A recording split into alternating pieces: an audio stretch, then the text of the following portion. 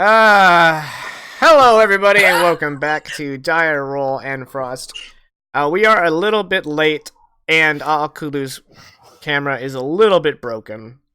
But we are back on Mixer. We sorted out the things that were wrong yesterday. If anyone is watching from who's watching me and my brother stream yesterday, fixed it. We're back. Fingers crossed and no more problems. And I forgot to clear chat log. I want to accidentally flash the invite link to our game. That could get awkward. All right. Hello, everybody. It's been 2 weeks since we had our last session of Endfrost.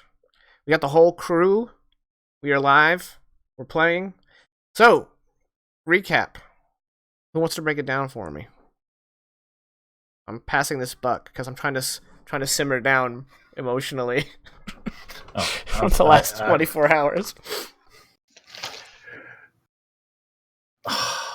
All right, I'll do it. So we it's a long story, but it's very good story. So sit down, take a load off, grab some borscht, and enjoy. And that is my cue for someone else to take over story. I set Right, it up. all right. So last week, well, I'll go ahead and start from the beginning of the adventure. That's probably the best place to begin. The city of Suderhofen has a food shortage because some of their grain was diseased and they had to clear it out. So they don't have enough grain to get through the winter. And the last shipment of grain that was supposed to come from Jarl Oddmund never arrived. So, Jarl Fenrir's attaché went to ask Oddmund where the grain went, and he basically told him, there is no grain. Try again next year. And so they set about trying to find a way to get their grain supplies back. As they are Northmen, or in this case, in half the case of in league with Northmen, the obvious solution for these people is to raid their neighbors for what they need. But unfortunately, it's autumn, and at this point their neighbors are well defended and ready, and this isn't a good time for raiding. But Thane, I couldn't remember the word. Thane Yofer says that he heard a rumor the last time he was in the country of Harkt that there was a castle hidden in the forest that had a channel that goes into the castle for transport. Oh, a channel of water. That is the basically the granary for the nearby province. It's well defended and secret, but if you can get a ship into the channel and you act fast enough, you might be able to plunder enough grain to get Suderhofen through the winter. A plan was hatched to leak this information to Jarl Oddmund minus the channel to try to convince him to do a land siege as a distraction while Jarl Fenrir's forces attacked the channel and succeeded. I don't remember, what was the plan if you guys succeeded? Were you still going to share with Oddmund, or were you just going to give him the shaft? I think that was pretty much left in the air. Well, I don't remember if it had been discussed. I suppose that's up to Fenrir anyway. I'm pro giving him the shaft, but Fenrir is too nice. I mean, that was discussed without Fenrir. That was his attaché. So I believe, from what I remember from watching, they decided to be like, yeah, we'll share. Okay. The hope is that enough of them die during the raid that we don't have to share. Right. Well, you guys are aboard the longship Lagola, which is the largest longship in Fenrir's small little navy. And you guys got lost while traveling with Oddmund in order to park yourselves on an island called the Red Sap Isle. And you were supposed to wait there until you got the all clear to head up the channel because the attack was about to commence. And then you guys were going to hit him from the rear, basically, and actually succeed. Unfortunately, this didn't actually delay you, but unfortunately, when you arrived at Red Sap Isle, you ran afoul of its denizens. And a being known as the Red Lady, who was a Fey hag, abducted 12 of Fenrir's Huscarls, and the party had to venture into the misty woods and face her, kill her in order to save their Huscarls. Remarkably, they were able to save all 12 Huscarls by 1 hit point. Because we bad. Because we bad. No, we're really good. No, but we did good though.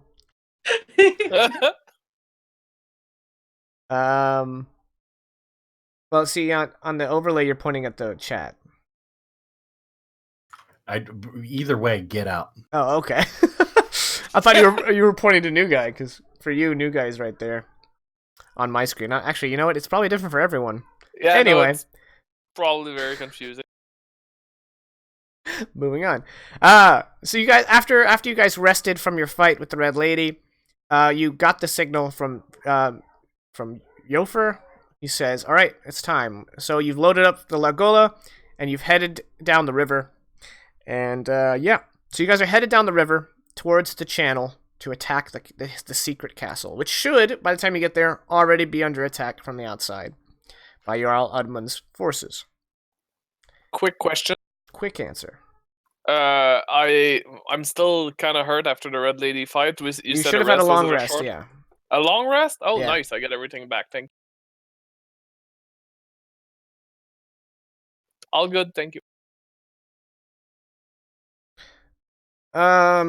I just realized my Twitch app on my phone isn't working. I can't see chat. Let me see if I fix that. Can one of y'all holler in the Twitch chat so I can make sure it's working? I love to Yay! holler. Thank you, guys. All right, chat's live on both of them. Cool. All right, so yeah. So the Lagola is rowing up the river towards the channel, and that's where we're gonna open with you guys. The Huscarls all around you are, securing their armor, making sure their weapons are oiled and ready, testing their shields, donning their helmets, getting ready for war.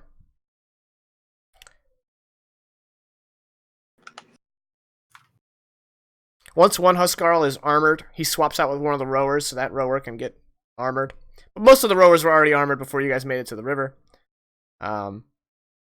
Your force will be well ready in time for the channel. So we are trying to be stealthy about this, right? Like, that's... Well, there's not so much stealth of sailing a longship right up to the enemy castle. But you are trying to surprise them. But surprise doesn't last long. Okay. In that case, Fenrir is lightly playing the drums with a doom, doom, doom, doom, doom, doom, just to keep the rowers in touch. Okay. Lightly.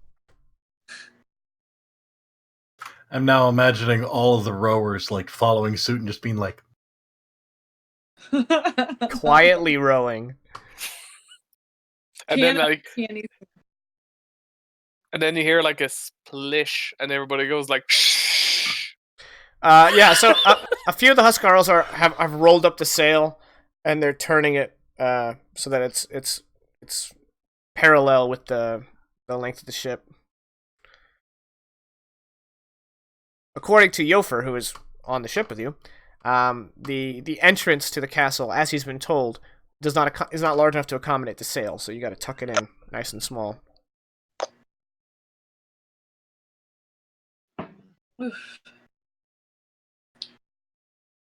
Okay. Akulu stands in the perfect center of the longboat. That's the mast. Yeah, no, I mean like right there, white knuckled, like I'm not moving. Don't get there.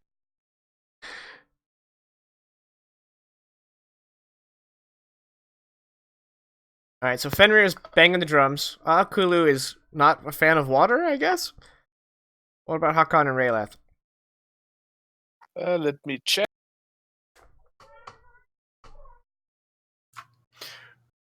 Rayleth has been very carefully stitching his cloak back together. Has a scout Akon's probably sitting at the is it pro of the ship? The front of the ship? The I don't bow? know. The bow of the ship? I don't know my ship vocabulary, I'm not a sailor. Obviously Sitting not a there Trekkie. and I know, right?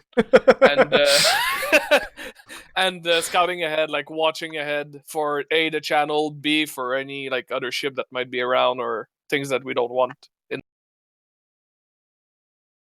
Yeah, that'd be unfortunate if there was another ship in the water.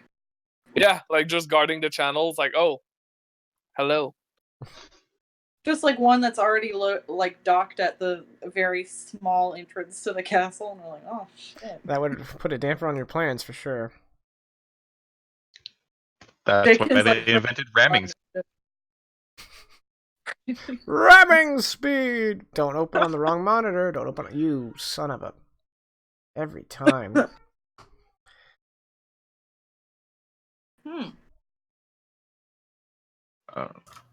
So yeah, Um, that's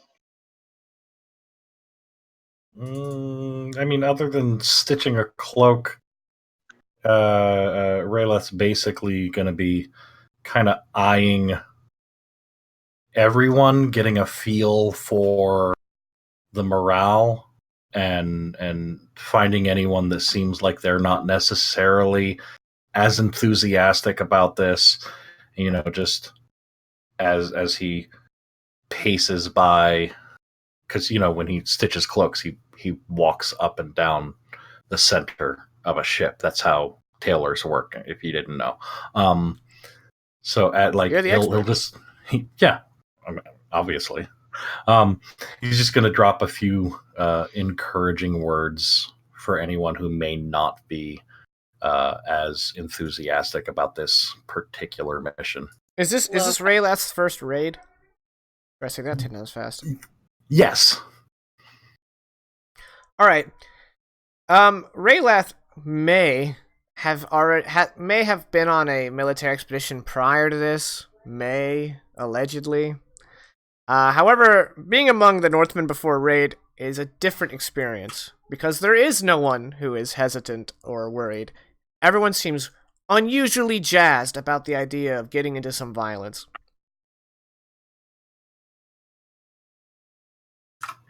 But Oh. are there like anyone at like 7s or 8s, not 10s? That's his target. I mean, honestly, at that point, that's exactly what I feel like. Oh, okay, this is. You're like 11. He's at it. Actually, yeah, Hakon's probably the one out of 11 because. Oh yeah. Hakon is so far off the edge of the ship that, like, honestly, if you break a little bit of sudden, you're just gonna fall in the water. And he just keeps saying to himself, "I'm the king of the world." He's Fenrir's like, holding his hips. Wait. Hold on. Was it draw me like one of your Flowlandish girls?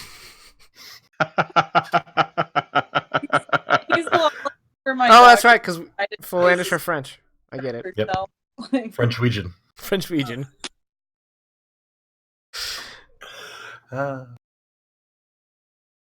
Yeah. So I mean, then clearly he's just clapping people on the shoulder, be like, Bruh. "Da, you are." Pointing at guys. Da. Da. Rayla's so awkward. Mhm. Yep. Not at all like Vegas. Nope. Oh.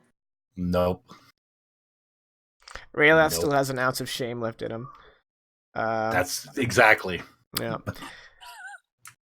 Okay. Hakon, since you're at the head of the ship, you were the first one to spot the channel.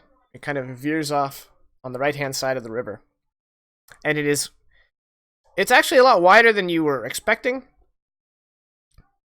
Not sure how much to make of that. It's still pretty narrow. Fitting 2 longships abreast in this would probably be challenging at best. I'm assuming we're still far enough that even if I speak loudly to the captain of the ship to point the channel out, I wouldn't be heard from the captain. Yeah, so you just pass the message down, channel yeah. ahead. All right. Channel ahead, that direction. No obstruction yet. Okay.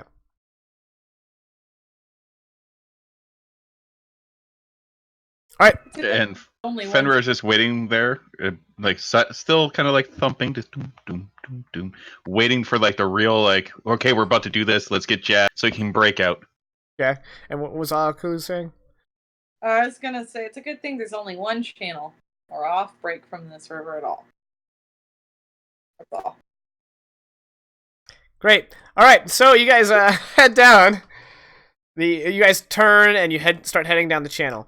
So you've now entered like a really dense thicket of woods. The kind of woods where you guys could see all along the banks of this channel are roots. Digging into the soil there. It's starting to get a little darker as the canopy is covering the sun. As you guys are progressing along the channel, it's not long before you start hearing the sounds of battle.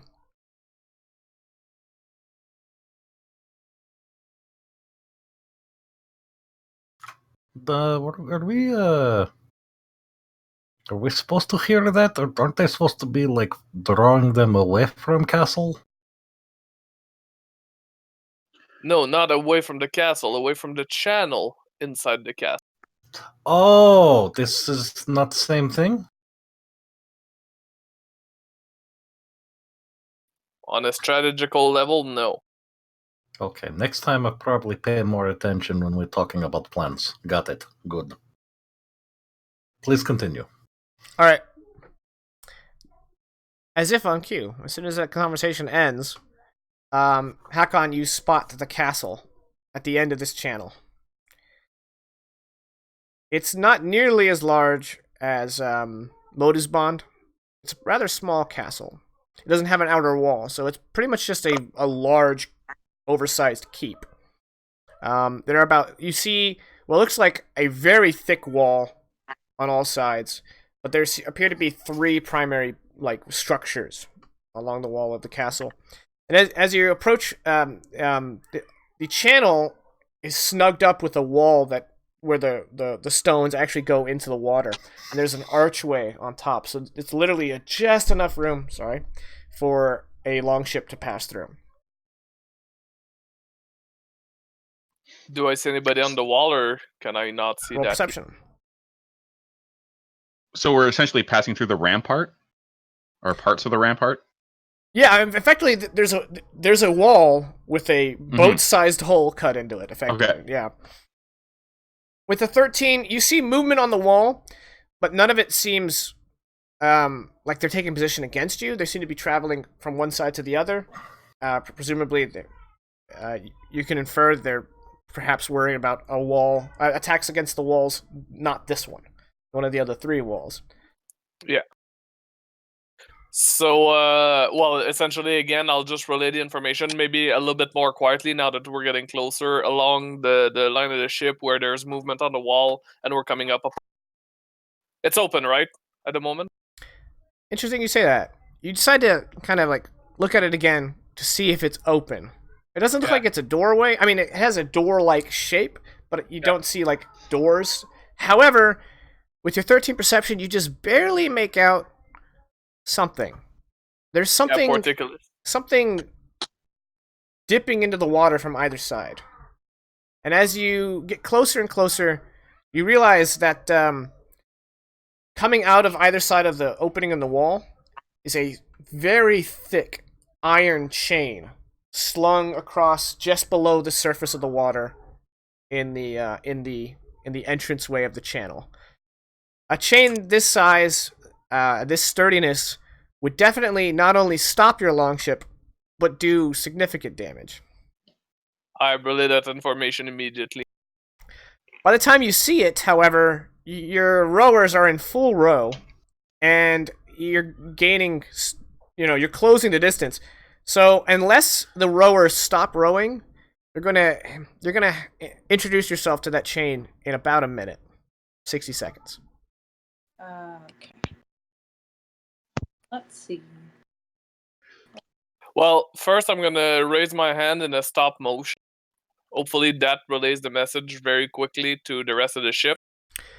Okay, well, the Huscarls at the front of the ship are looking at Hakan confused and looking back towards the ship captain or the Jarl looking for a proper instruction. The Jarl starts playing like Is that the stopping? nice and yeah. Okay, so the rowers raise their oars out of the water, and the ship starts to kind of slow down as it drags against the water resistance, and it's no longer getting its forward momentum. So you bought yourself maybe a minute or two more before you smash into the chain. Could the rowers just row the opposite way to stop the ship? Yeah, if that's what you want. You want to do the drum line for reverse? It sounds Yeah, like. sure. All right. So you bring the gola to a stop. Jaken, I want to look if there's a way to break or remove that chain, like just from the outside view. I'm sure it's a mechanism inside, so I'm not expecting to see, but I just want to see if there's a way from the outside to drop it. Roll perception. Not performance, that would have been well. Oh well, I might have rolled performance higher than that. With an 11, you don't see any obvious way. You're definitely sure that the chain is internal. How far away are we from the chain? Like, how far away is Hakon from the chain?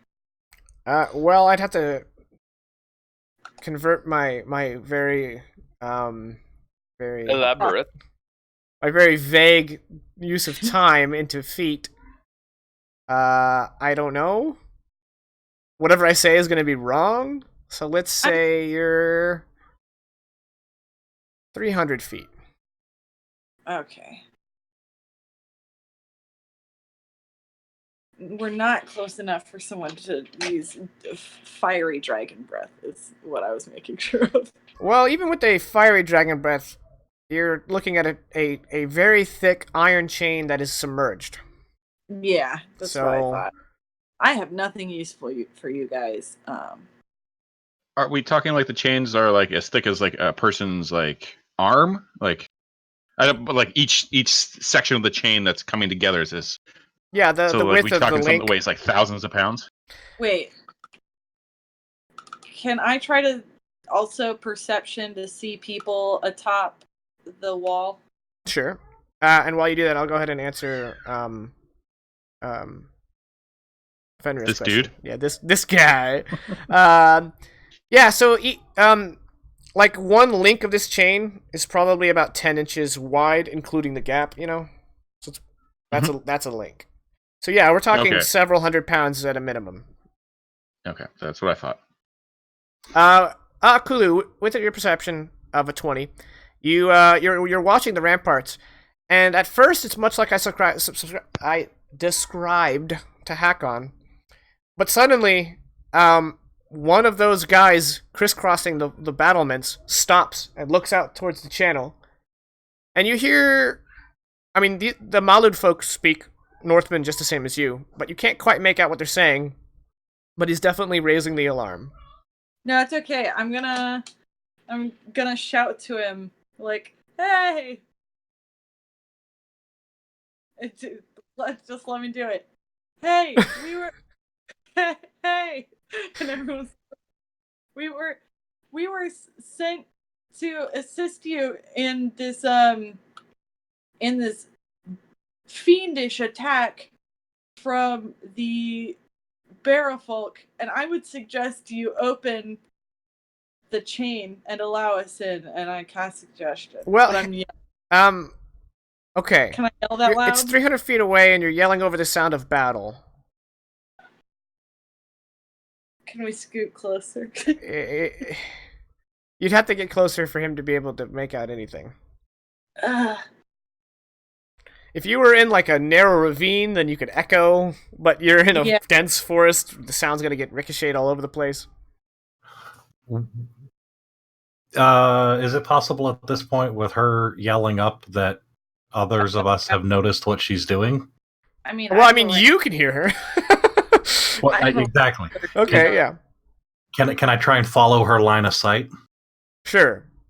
Yeah, you guys have noticed that there's one and now maybe a few more men gathering on the ramparts. Get us closer, goddammit.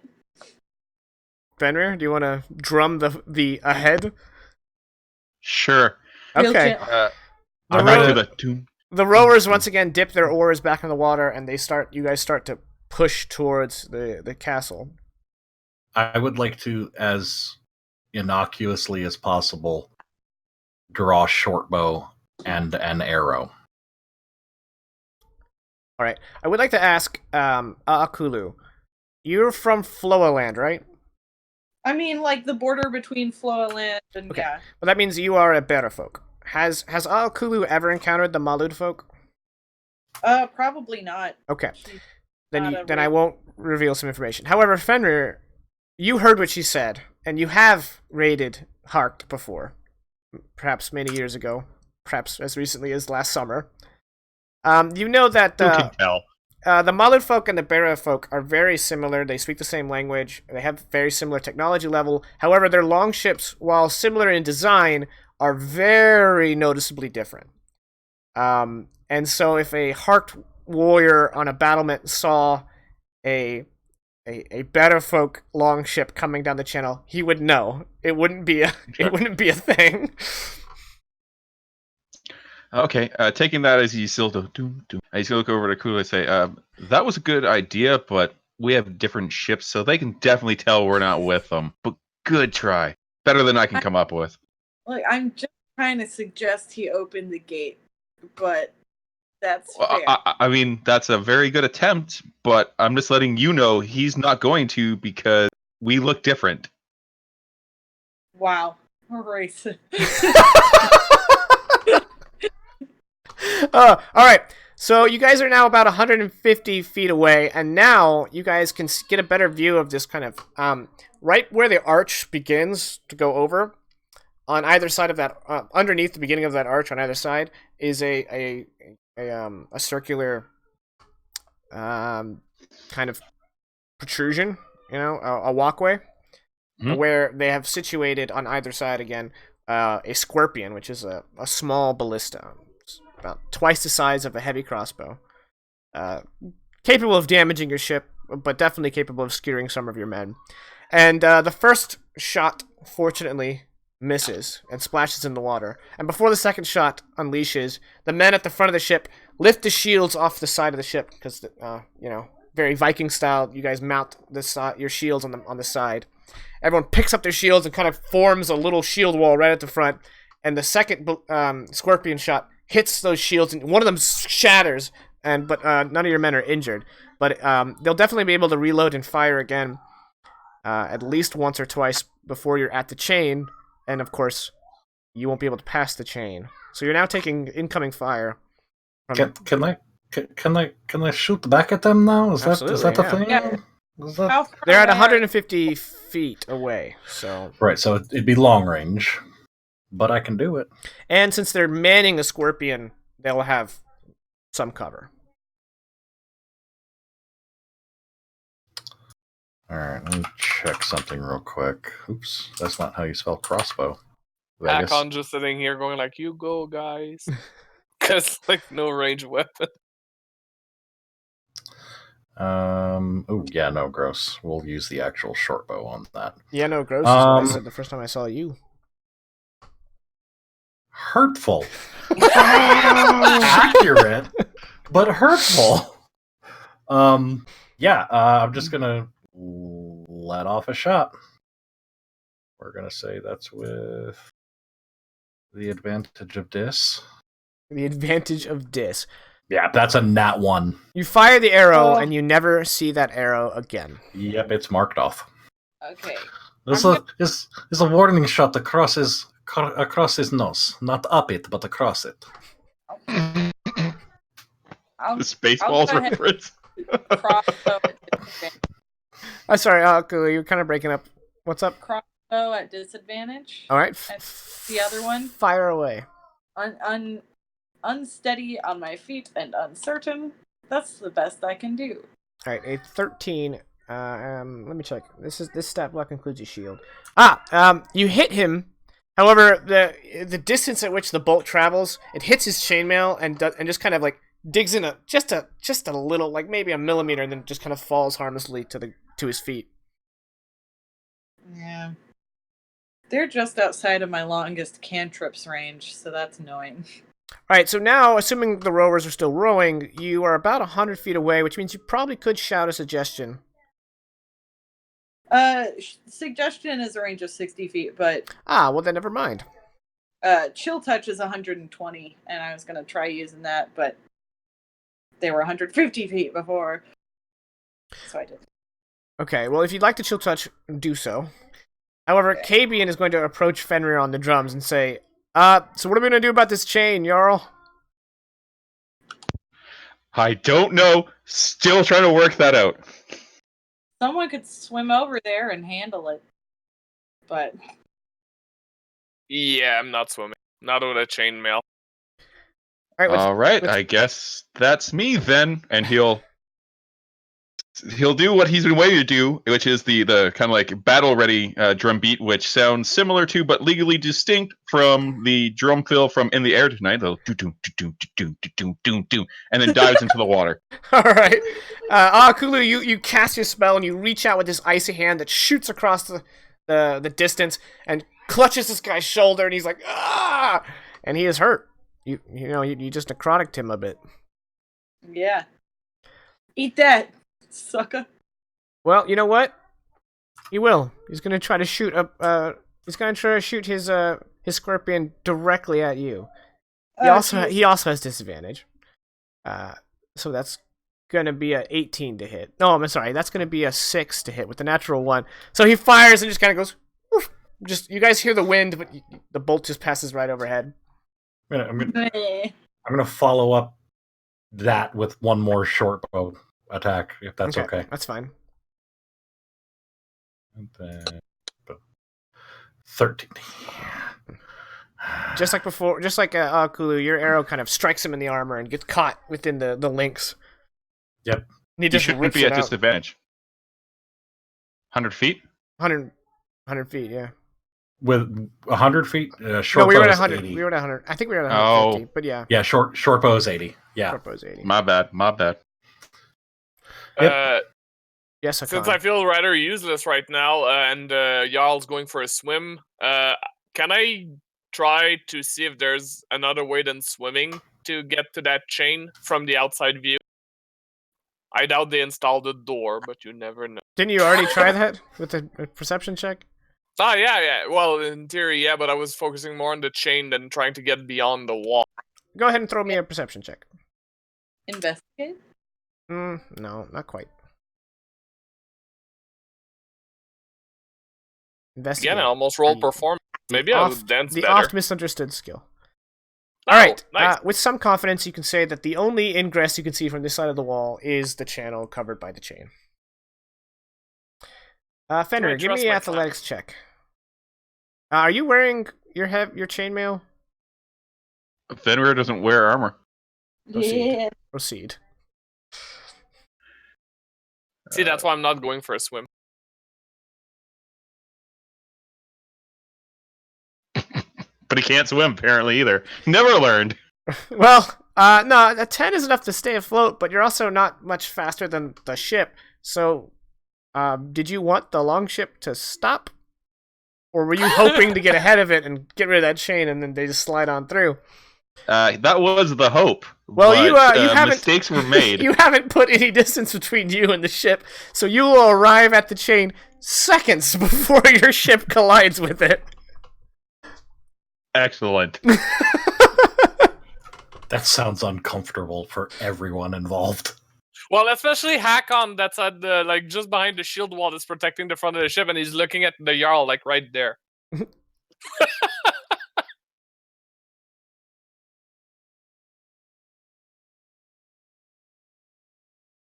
Yeah, that's I mean, if I can, well, half swing, half drowning, just be like slow.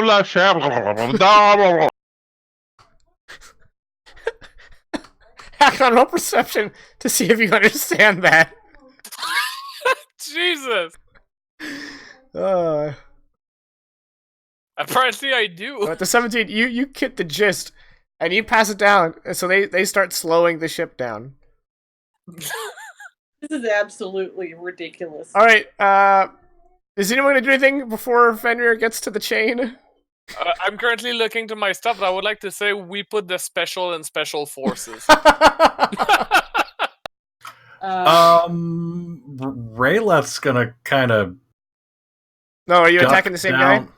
Yeah, I'm just gonna necrotic some more people. All right, the same guy manning the same scorpion. You reach out with your spell, and you kind of the icy hand that you project sinks into his chest, and he just kind of stiffens up and falls over dead.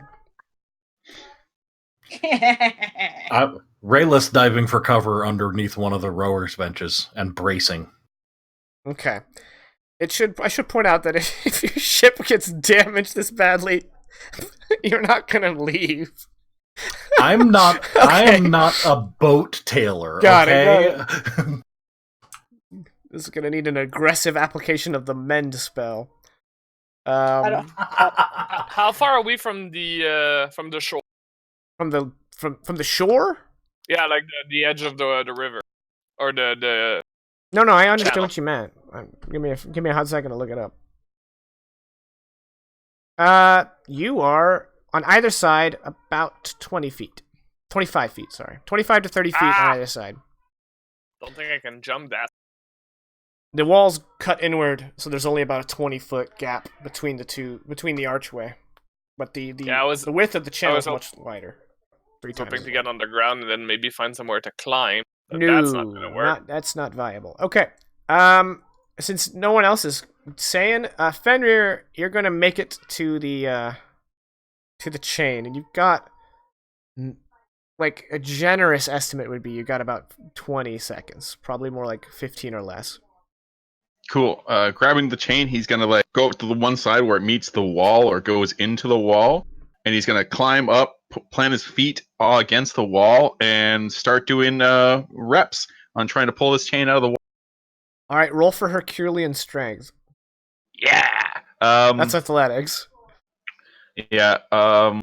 You're gonna need a really high freaking roll. Yeah, I kind of want to hear the DC, but at the same time, I think you all know the DC. He's gonna rage. All right, here we go. Which is really odd because these ancestral spirits just start coming up and they start like mocking the chain. Well, I mean, we could. Is that what you wanted to do? We could have them be like, Yeah, 100%. Okay, they're like, screw They're you, just throwing chain. shit at this chain, like, yeah. It's like You when you're in the weakling. gym. Okay. When you're in the gym and All your right. bros are I'm giving you this. No, I'm just kidding. You get the pun penalty. All right. The penalty. Yeah. Oh! All right, well, that's a 27 on the athletics check. That's a nat 20. Didn't even need advantage. Fenrir, with a display of rage and just everything has come down to him pulling this chain, and he's pulling it, and he's roaring with rage, and then something just breaks. There's a wooden crack, and you fall into the water, pulling the chain with you. And just as you kind of sink beneath the water, and the chain just barely misses as the longship passes over you. Just as he's falling, you guys think you hear him say, "It's my party. I'll raid if I want to." It is important to note that Akon is a competitive individual, but he's not going to try to outdo that. He has his jaw all the way down to the bone. But I won't do that. Heck.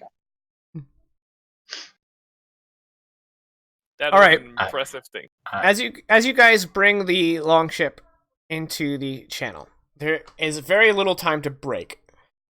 The rowers kind of slam their oars in, but then immediately just kind of like slowing it down. So they do manage to slow it down, but they immediately have to start pulling up their oars because the pier is just wide enough. You kind of scratch yourself as you get up to the pier. And you get wedged between three piers, one in the front and two a pair of on either side. Waiting for you is a group of Malud folk. Not many. You outnumber them considerably, more than 2 to 1. They're still fighting your allies on the wall, but they've brought every man they can spare to intercept your group. With a quick shout, Kabian directs his forces to charge straight across the bow.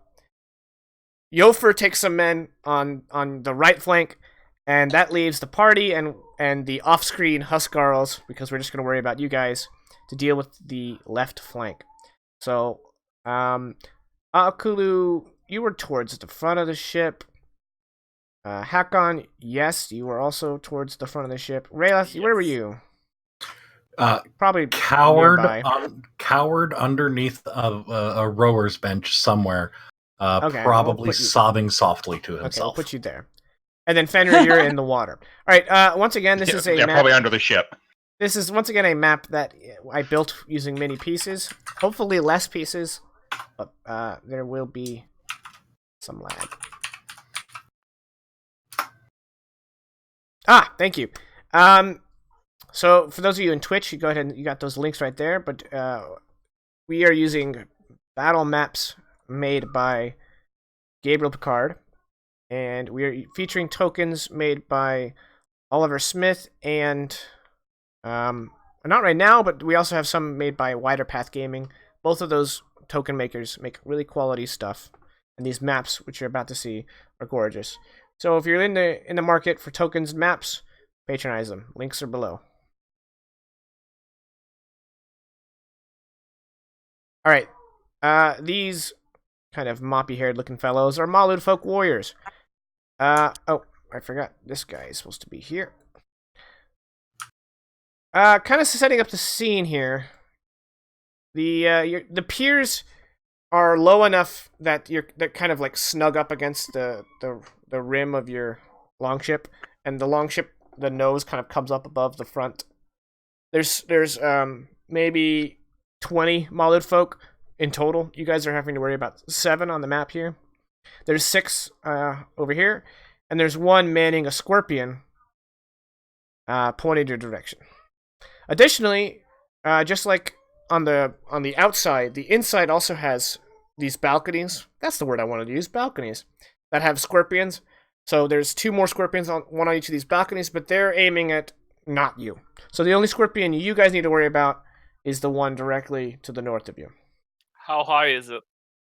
That is about 15 feet off the ground. That's a raised sort of turret. You also see directly beneath the scorpion is a set of very heavy doors.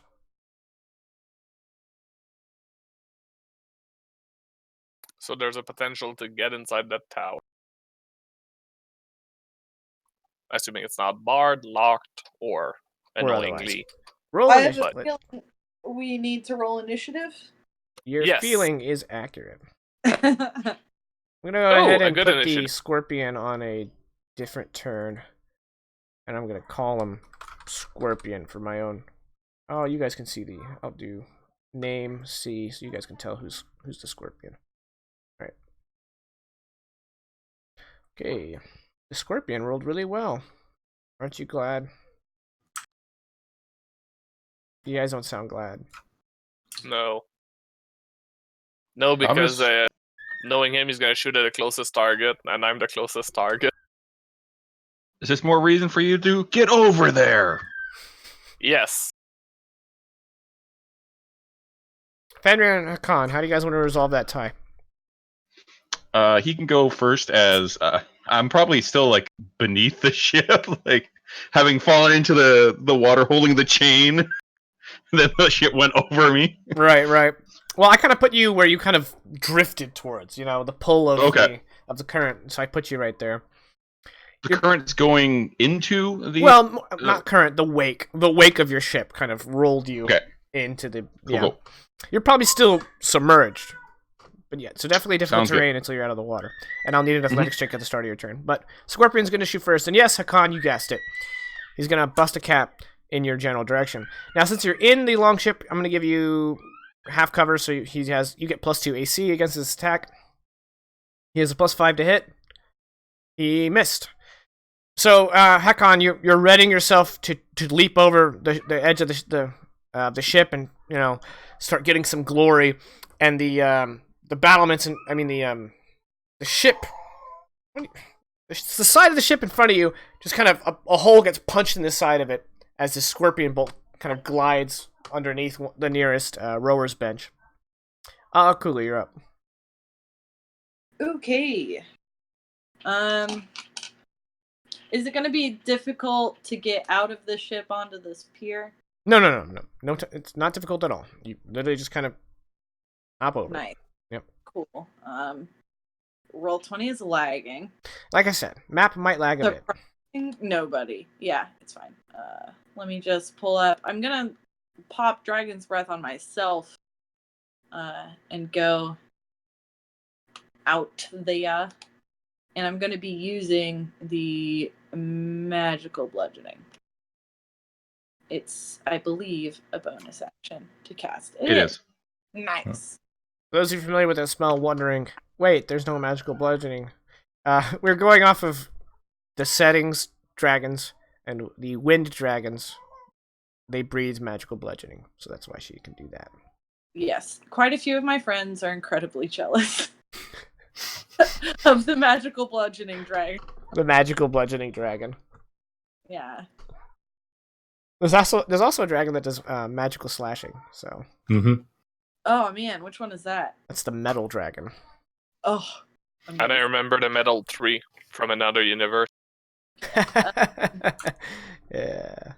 That was a mithril tree, actually. Range is a 15-foot cone, so I would be able to hit this guy over here. Yeah, and only him, but yeah. Yeah, but that's okay. If I step 1 foot forward, I wouldn't be able to hit these two boys. Or one of those two. So I'm just going to stay here. Yeah, makes sense. And breathe some bludgeoning. While she rolls that, is anyone else familiar with the BBC Chronicles of Narnia movies? Mm-hmm. Yes. Mm-hmm. Every time someone uses a breath weapon, I think of when Aslan, breathed on everyone. It was just Oh, okay, sorry. It already That rolled, amazing. but it wasn't showing up. All right, so yeah, we're gonna take the 14 dex save. He failed, so he's gonna take 8 magical bludgeoning. Takes like a champ. Cool. He got smacked. Can I get? Let's see. Do I need a counter? I think it's a number of minutes. It's 1 minute if we want to keep a counter for rounds. Yeah, you can put a counter on your token yourself. So you want me to do it? Yeah. Here. That's rounds. Okay, are you done? Yep. Akan, you're up. Do the wall to the scorpion looks climbable, or does it look Well, like I mean, it's it's a stone castle rounded wall. It's not meant to be climbed. It's not made to be climbed. You could conceivably climb it, but it would be difficult. You guys over here like the scene in Dumb and Dumber, so you're saying there's a chance. Yes, I'm actually considering it, because I don't know, even if I burst through those doors that are below the scorpion, how long is it going to take for me to be on top of this? Hakon, here's a good idea. Let those of us who are long range deal with that guy, and instead handle all these boys running at us. I should also point out, I did not populate this battle map with all the NPCs who are involved. There's a melee going on pretty much right here. Okay, well, fuck that. I'm not crossing through a melee. So, 1, 2, 3, 4, 5, 6. Shit, I needed one. Oh, well, this person's eating it. I'm not going to use anything. I'm just going to straight up attack. Ooh. An That's a 11, miss, I assume. that's going to be a miss. Okay, second attack for fighter. Oh, Right. that's going to hit. Yeah, you strike his shield and he staggers back and he kind of lowers his guard and you whip your maul around and you just cave in his skull with the second swing. He's dead. Nice. I loosened it up for you. Well, that's I don't think I can. Yeah, no, that's it. Okay, Fenrir, you are up. So first, I need an athletics check to see if I can swim. Yep, it's just DC 10, so just to make sure you're not... You know which way's up. Okay. Alright. I thought I was gonna roll under 10. I don't know. Roll to drown. Still holding on to the chain, children. How deep am I? Would you say like 15 feet, 10 feet? Yeah, probably 10 feet. Okay. And it's half speed while swimming. Cool. So actually, 5, 10 to get me to the surf. 15. What? It's difficult terrain when you're underwater. Yeah. Okay. So that 10 feet is actually 20 feet. And then I have another 10 feet because my speed's 40 to get here. I want to be under the Okay. dock. Is he still raging? Yeah, I believe as long as he meets the requirements by the end of this turn, he's still raging. Is he gonna just punch his way through the? That's actually what I was thinking. Was I wanted to punch up and drag down, but I'm not quite under them, so I don't know if I could punch you could up. attack him. Yeah, but since you're attacking him through a pier, I am going to give you disadvantage. Okay. But I have it's just a normal roll because I have advantage because I'm raging. Are you doing a grapple check? Well, I mean, it's a strength-based attack. But I was just gonna. I would like to actually grapple him if I can. I grapple him and pull him down. I mean, grapple is a type of attack. So, yeah. Yeah. So you would roll athletics opposed by either athletics or acrobatics, which would probably still be athletics, which means you do have advantage because you are raging. But I'm also disadvantaged because I'm attacking through a. Correct. So it's just a net. Just a normal roll. He has a +2 to his athletics, so you got an 18 and he got a 15. So you smash one hand straight up through the boards, grab him by the ankle, and drag him down. He's about halfway on the pier, halfway beneath the pier, as the pier's giving way to your Herculean strength. As once again you're exhibiting the how swole you are, and you're dragging this guy through the pier, and he doesn't know what's happening. So here we have a hardened Maldud warrior going because he has no idea what's happening. The great thing about our level up is I took a level as a barbarian, which gives me an extra attack. And the great thing about grappling is you can do it for each attack you have. So I'm just going to keep pulling him down. So he's going to have to make another athletics or acrobatics check. His choice. All right. You don't have to deal damage. You just have to make an attack, right? In order to retain your rage. I have to make an attack or get injured. Yep. So it's not. You don't have to actually deal damage. That's what I was double checking. No. All right. Well, he is prone, but that's not going to affect his athletics. You got a 16. He got. All right. He got a 3. Yeah. There's now a hole in the pier that I will have to fill out later, and he's now in the water with you. Into the liquid abyss.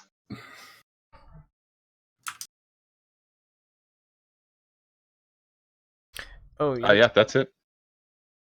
Okay, I think I can fill that in. Oh, but it's my turn to do the NPCs. Okay, we'll do that. Alright, he is grappled. So I think the first thing he's going to do is attempt a escape check.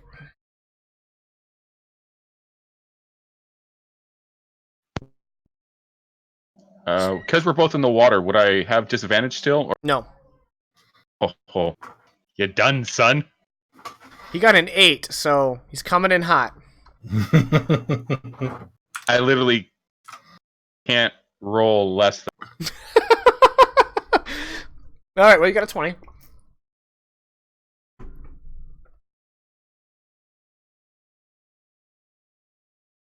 One, two, three.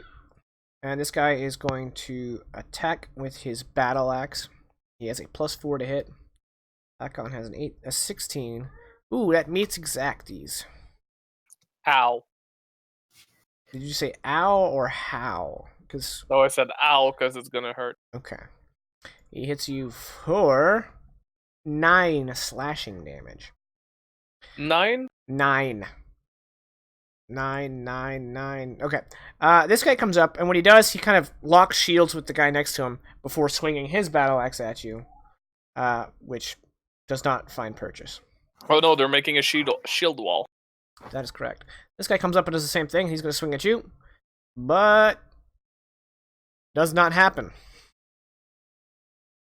Meanwhile, the last of the warriors is going to come up and he swings his battle axe down and he's trying to attack Fenrir through the pier. So I'm going to give Fenrir a +5 AC for cover because he's literally trying to swing a weapon through something to get to you. So it's unlikely he'll hit. You have an AC of 20 effective. So yeah, he splinters. He gets splinters for his effort. And then that's it, right? Yeah. Oh Melee. no, splinters, my only weakness. You are muted. I hit the wrong button. I wasn't muted. I thought I was unmuting myself. I did it the wrong way. Anyway, It's adorable. so just a super brief flashback to, say, 8 months prior or so, as business is starting to boom, for Rayleth in his tailor shop back in Suderhofen.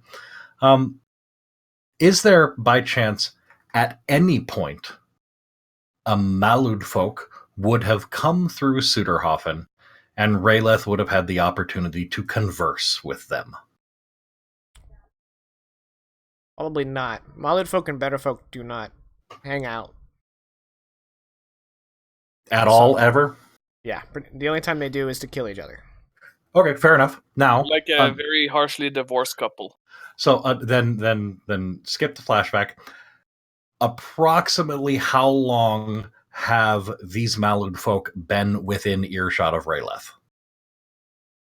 10 seconds. We lost Caddy. Yeah, she's working to fix that. Okay. Okay, well then that just completely ruins my awesome ass plan. I am sorry. But I am tracking time now. So, 10 seconds. Got it. In the meantime, Rayleth is going to lock eyes with Scorpion Boy up here. Okay. And just basically you shoot like his sister. And I'll point at Hakan. You couldn't hit broadside of longboat. You should probably just come down now and not even worry about trying to get... You be more used down here. Come on. Come get us. And I will... where is it? Vicious Mockery him. He is 55 feet away. I can measure again if you want me to. But, yeah. I mean, I believe you. Oh, really? Wisdom save. He saved. You got a 19, so. C'est la vie. That's what you And get then- for such genderish insult. Yeah, well. And then in the meantime, he'll realize that had absolutely no effect. Look up. Hakan's dealing with a shield wall. Akulu's handling that over there. Fenrir is Presumably. currently something in the water is dealing with that. And now Scorpion Boy basically just has a clean shot on me.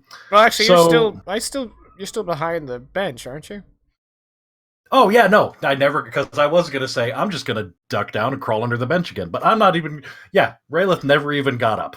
All right. Well, unfortunately, the target for the scorpion was going to be Kulu, so I'm going to shoot at her. Okay. And if I miss, we can move on, and if I hit, we can. Well, she's next anyway, so.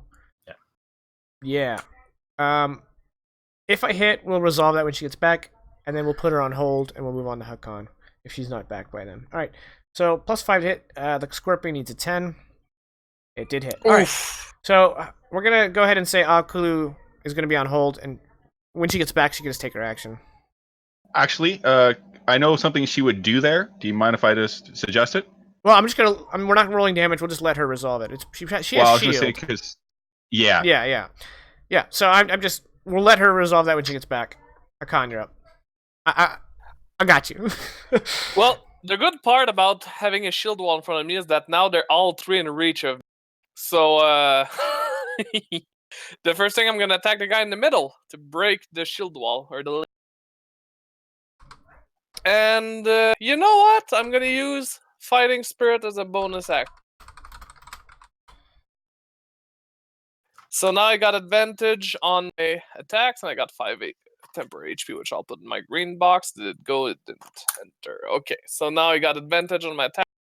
So guy in the middle gets the first one, and we'll see if he's dead afterward. Oh, I got a 2. Let me reroll that.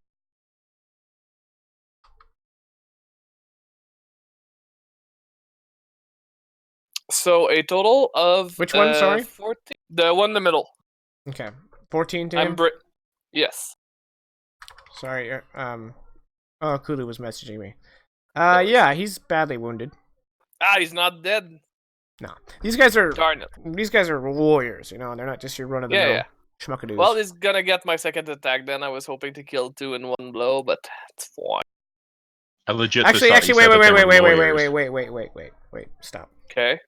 Kulu is going to take a step forward and spend a sorcery point to avoid you, and she is going to breathe on those 3 targets. That's what she messaged me that she wanted to do. We can go ahead and. There's no way the scorpion's going to knock her out, so wait. She's probably going to use shield. That being said, we'll just move on with the breath weapon. All right. Sure. Where is the breath weapon? Dragon's breath. Okay. Cast spell. All right, we got it. All right, so I need 3 dex saves, top to bottom. They have a dex +1. Save. Fail. So he's dead. You got him. Okay. The extra 9 damage is enough to kill him. So you killed him with your attack. And then lastly, failed save. So I believe it's half damage on a success, right? Correct. Yep. All right, so that guy's going to take 4. All right, now you can resume your turn. And my And second action. Hakon takes 4 points of bludgeoning damage. No. She used a sorcery point. That to only make him makes succeed. you. Yeah. Yeah. So you take 4 magic bludgeoning. Oh, I don't need to roll, but I just automatically take half. Yeah, you succeed the roll. It's not So she's not an evocation wizard where she just like So I take 4. There you go. I'm gonna attack the most wounded one now. Okay. With advantage still. Ooh, I think a 15 is a miss. Yeah, 15. Don't forget it's not shield wall anymore because I broke the link. Right. Even without the shield wall. Oh, I forgot about the shield wall. Did you hit the first time? Yeah, you did. Okay. 19, yeah, I did. Okay. Even without the shield wall, you strike his shield. So. That was not part of the plan. Yeah, you missed him by 1. He has 16. Yeah, I'm not sure AC. we'll get a chance to action to rest, so I'm gonna finish my turn there, I think. Yeah, Alright. I'm gonna finish my. Kulu, you back? Yeah, hopefully the charger is charging fast enough for me to be back. Okay. We're kind of doing this in reverse order. I did your dragon's breath. One of them succeeded. The other 2 failed. Okay. Cool. And then Hakan killed one of them. But the scorpion got a 16 against you. Do you want to use shield against that? Yeah. I wasn't sure what you meant by taking scorpion, but yeah. Cool. So just spend the spell slot for a shield, and you block the incoming scorpion bolt. I was trying to be succinct because, everyone was talking to me, and I was trying to talk to you. So, all right. Yeah, no, so Hakan, you're done. Yep. Fenrir. I would just like to essentially strangle this gentleman to death / drown him at the same time. Alright. Like just wrap both hands around his neck and like try to strangle him underwater while making and not breaking eye contact with the guy that just swung. It's like getting baptized. Yeah. Well, except you die at the end. You die and come At the back end, to baptism. No, he just dies. How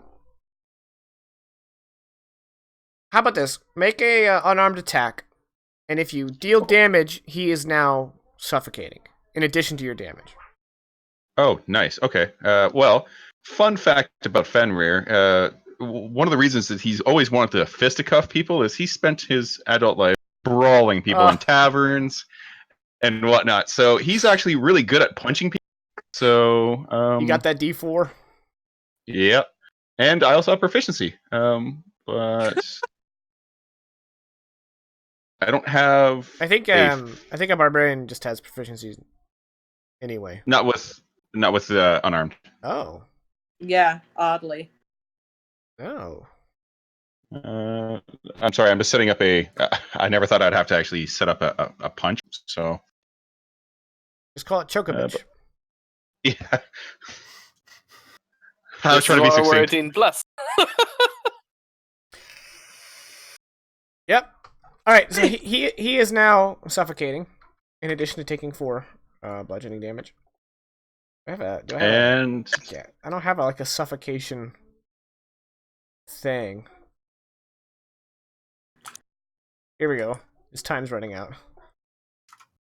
It doesn't look like your fists actually rolled the d4. It just added the strength bonus to it. Oh, yeah. That's really weird because it's supposed to be doing a D4. I have the D4 set up. Maybe because I didn't have the crit damage set up. That should only matter if you crit. Crit. That's what I thought too. Okay, so you're doing more than 4 damage because you have 18 strength. Yeah, I'll just roll a D4. No, just roll it again to see if the it's working. We'll take the hit. Just roll again for the new damage, assuming it's working. Go. And then I'm going to be punching him anyways. So. Okay, so the damage is working. So we'll do 1 more to him, and then you can go ahead and that was just for the damage. That wasn't your attack. Now you can make another attack. Sick. Yep. Gonna swing again. Well, not swing, but continue to choke. A 13, unfortunately, because D&D. He's prone. You have advantage on that attack.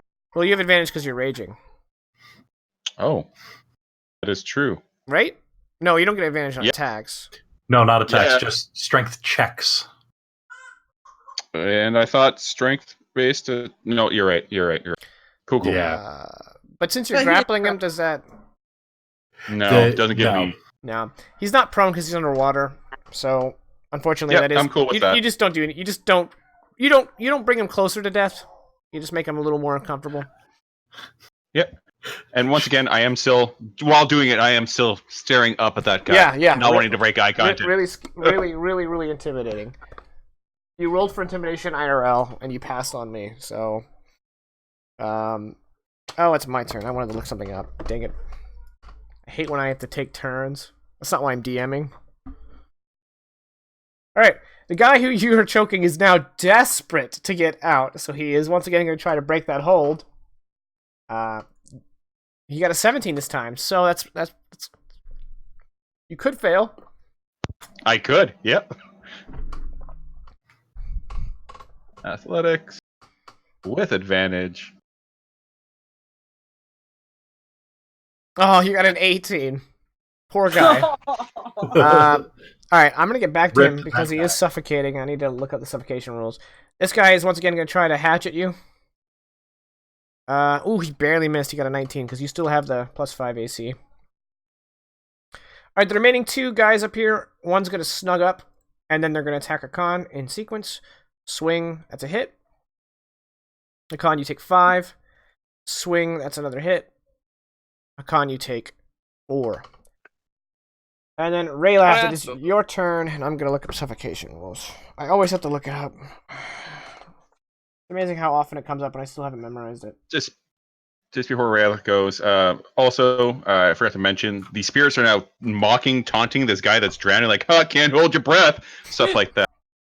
Your brothers are just as smart as you are, aren't they? Are your answers just like just a bunch of hazing frat bros? I mean, all they do Yeah. is impose disadvantage on attacking anyone else than me. So I imagine they're just like insulting the shit out of people, making them want to attack. I kind of want one to be a little bit more above the others, and it says, "You can get out of this. Just take a deep breath while he's underwater." Oh, okay. So, basically, because he's now choking, it's his Constitution modifier in rounds, and then once that runs out, he's at 0 hit points. Nice. And if you hit him, since you're choking him, I'll have that drop. In addition to damage, I'll have it drop that number by 1. So if he hits 0 while you're choking him, he's gonna sleep. Raylas, it is your turn. I wasn't trying to interrupt. It's okay. Fishes. At this point, Rayleth is just gonna kind of army crawl his way out from this bench and stand up using half of his movement. Pick up his his short bone. I don't even know why I try with it. Like it's not. They don't. No one understands my wit. It's not making. And then he will. He used half of his movement, 20, to stand up from prone. And then he will go 5, 10, 15, 20. And like as he gets right here, he's just straight running up on this dude with an arrow knocked and let's go right there. Whatever, Legolas. Not gonna handle the scorpion guy? He can't, apparently. Brayleth can't do crap. I guess. I should point out that since Fenrir is underneath the pier, I'm not going to give you sneak attack. I don't even care. Neat. Don't even care. That is an 18 to hit. You hit for 5. And I'm going to spend a Bardic Inspiration die to add an additional 2d6, I believe it is, wait, psychic damage. Yep, free psychic. Oh, because you're whispers. Psychic damage. Yep. Okay, I don't think you're College of Swords. Hang on, but yeah, no, I'm not. But it's whispers. Is it 2? Yeah, it's 2d6. So 2d6, College of boom. That's an additional 4. Okay, he is wounded. So 9 damage. And he is wounded mentally and physically. And then, as the last bonus action, not last, as his bonus action. As his bonus action, he'll yell over to Hakan. Go for the legs of one of them where shield cannot help. You probably get in easier and help as a bonus action. Hakon's a giant. It's kind of hard to slash that low. Yeah. Man, that reminds me. My daughter, who is 14 months old and wearing 6 to 9 months outfits, she wanted to hold my hand, and so I literally was like this while she was holding my hand when we were walking down the street. My back really sucked. Actually, Scorpion is going to shoot at Akula again. Can I? Yeah, go ahead. 21. I think that's a you can't do anything about it hit, right? Yeah. Okay, the Scorpion does 2d8 damage. Oh. So that's 7 piercing damage. And I assume you're going to need a concentration check on them there, Dragon Breath. Yeah. You can do it. I believe in you. So I took 7 damage? 7. Okay. Applying that real fast. What were you saying, Raylan? Was it? I was actually gonna alter my help action because I thought of something better, but I'll use it this round instead. Okay. All right. You succeed, and then it's your turn. Okay. How bad are the 2 in front of Hakon looking? The one to his direct stage left is wounded, and the other one has just been kind of battered by your magical wind slightly. Yeah. if And you how stand bad is here, you can get both of them without getting a con. Yeah. Okay. How bad does the one in front of Raylath look? He is also wounded. Okay. Everyone's wounded.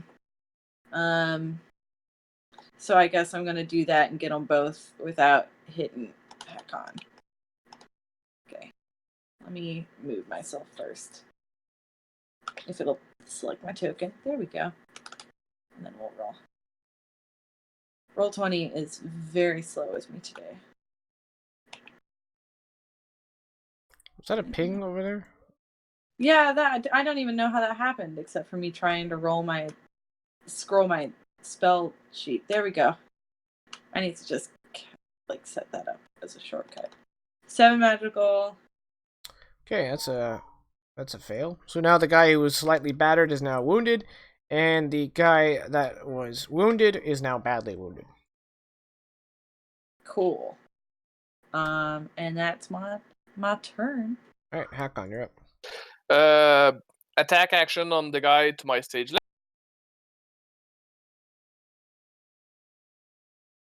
All right, he is deceased. Yeah, there's no point in re-rolling that one. And I'm gonna use my other attack on that goal. Does a 17 hit? It does now because you killed his shield wall. Perfect. And And since I 8 rolled damage. a 1 and a 2. It kills him. Don't waste our time. You got him. Aww. All right, so you just kind of clobber. They're dead. And then 1, 2, 3, and I'm gonna look at this guy because the other one's kind of gone. He's underneath the pier. And yeah, that's it. I was gonna use second wind, but I'll hold on that for. Okay. So yeah, that's it. Fenrir, you're up. Sweet. Well, second verse, same as the first. Gonna continue to try to this choke him into the sleepy times.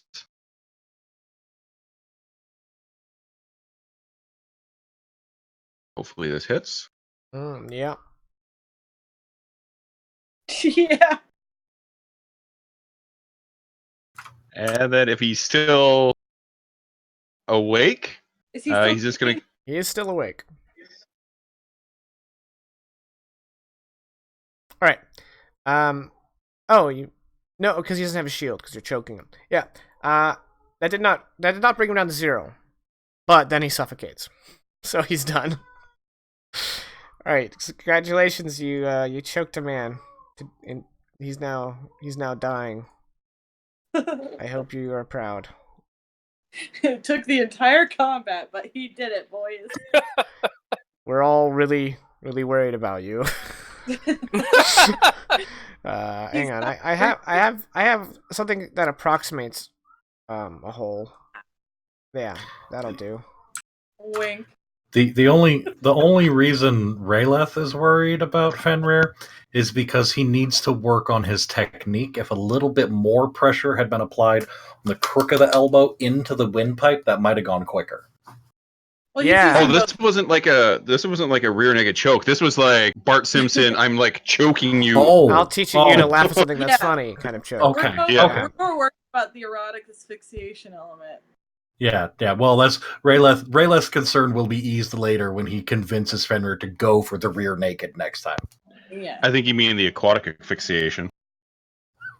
Boo.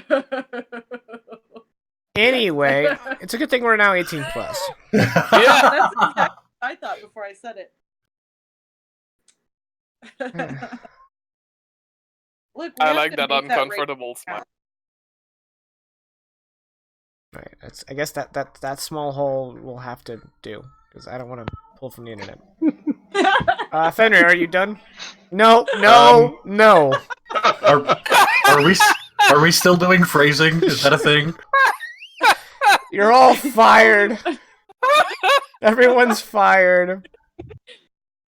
So as this Malwood folk like slips down to the bottom, he's just gonna slowly start reaching up, but obviously can't do anything this turn, but just start reaching out towards the next one All right. with a "Hey, buddy." His turn. He is going to see your hand a-reaching, and he is going to just hop back. You can make an attack of opportunity, but he'll have the +5 cover bonus to his AC. Can you grapple as part of it? Because it is an attack.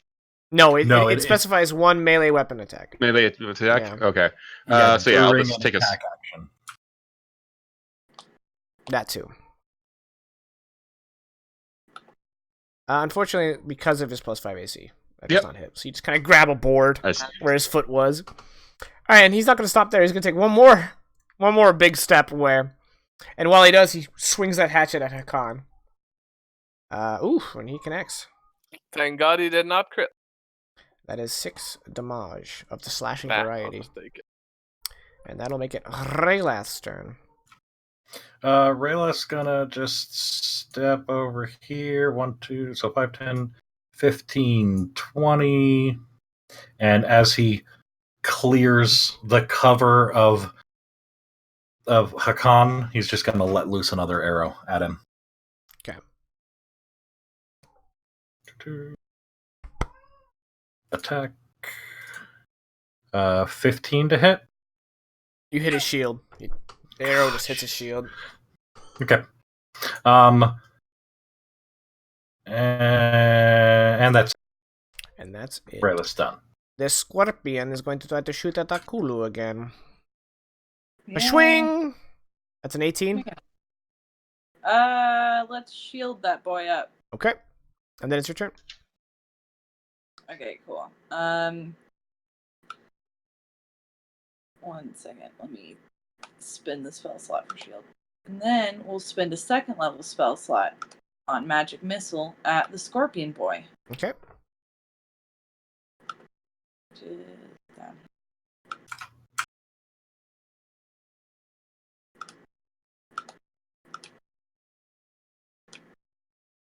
It's a really unfortunate series of rolls. I know, right? 3/4 the whole way through. Okay, just For roll this- 2, 2, 2, 2. Yep. Alright, well, he is wounded. Yeah, eat my shorts, dude. We're off the chain. We're unhindered. Are you done? Yeah. I don't need to go anywhere. Surrounded by the dead. Hakan, Nobody's you're up. attacking. I'll attack this bad boy. And I got the help action, so I guess Hakon trying to figure out how he No. can attack the feet. Nope, Oh, not this no. time. That was Okay. the hack. That was against the other guy, yeah. Well, it's a 21 for 11. Alright. Once again, your maul has sent a Malud folk to an untimely death. Was Okay. it untimely? Isn't And then we got the it's scorpion guy to fine. deal with. I suppose it's perfectly timed death. Yeah. You know, maybe he was destined to die under Hakon's maul. Oh man. That's it for me. This is round 3, right? Okay, something was supposed to happen, but I'll do Yeah. it at the end of the round. Fenrir, you're up. Just going to make an athletics check because I'm gonna keep on swimming. You do know there's ground, right? I've abandoned that life.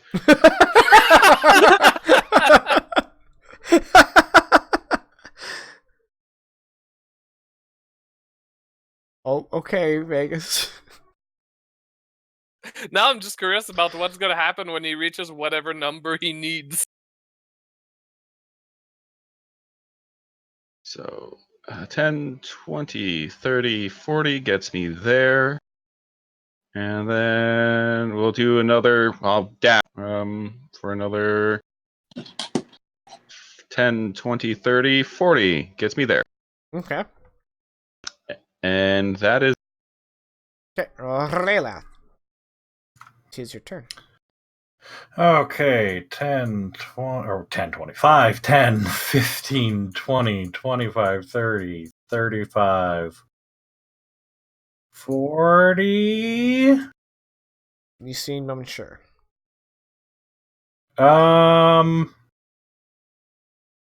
That's 15 feet up, so he's got some cover versus me, right? Yeah.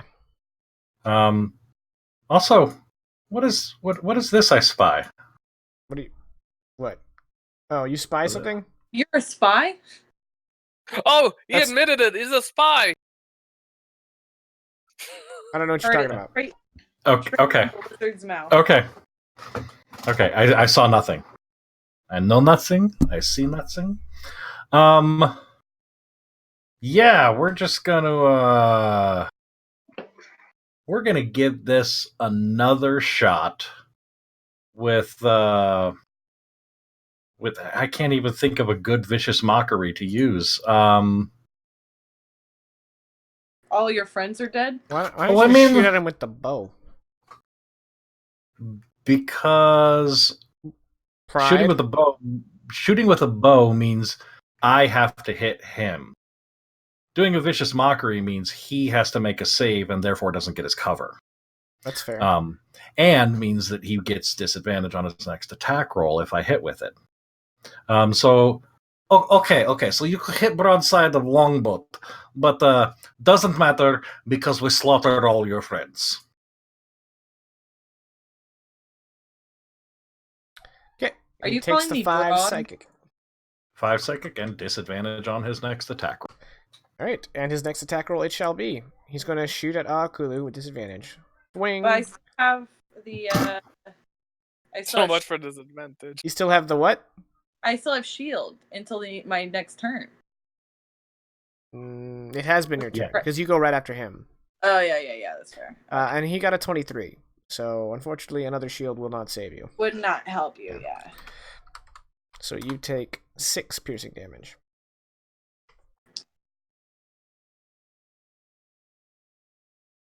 Don't think that helped Rayleth, but sorry. Yeah. I'm trying here, okay? Yeah. You know, when I was thinking about this encounter, I thought about putting a full-sized ballista here. But then I realized I didn't want to kill everyone. You don't? Yeah, it turns out. Could Your have turn. fooled us. Nah, this one was easy. Okay. My turn. Let's pop up a... Oh, that's a level 2 spell.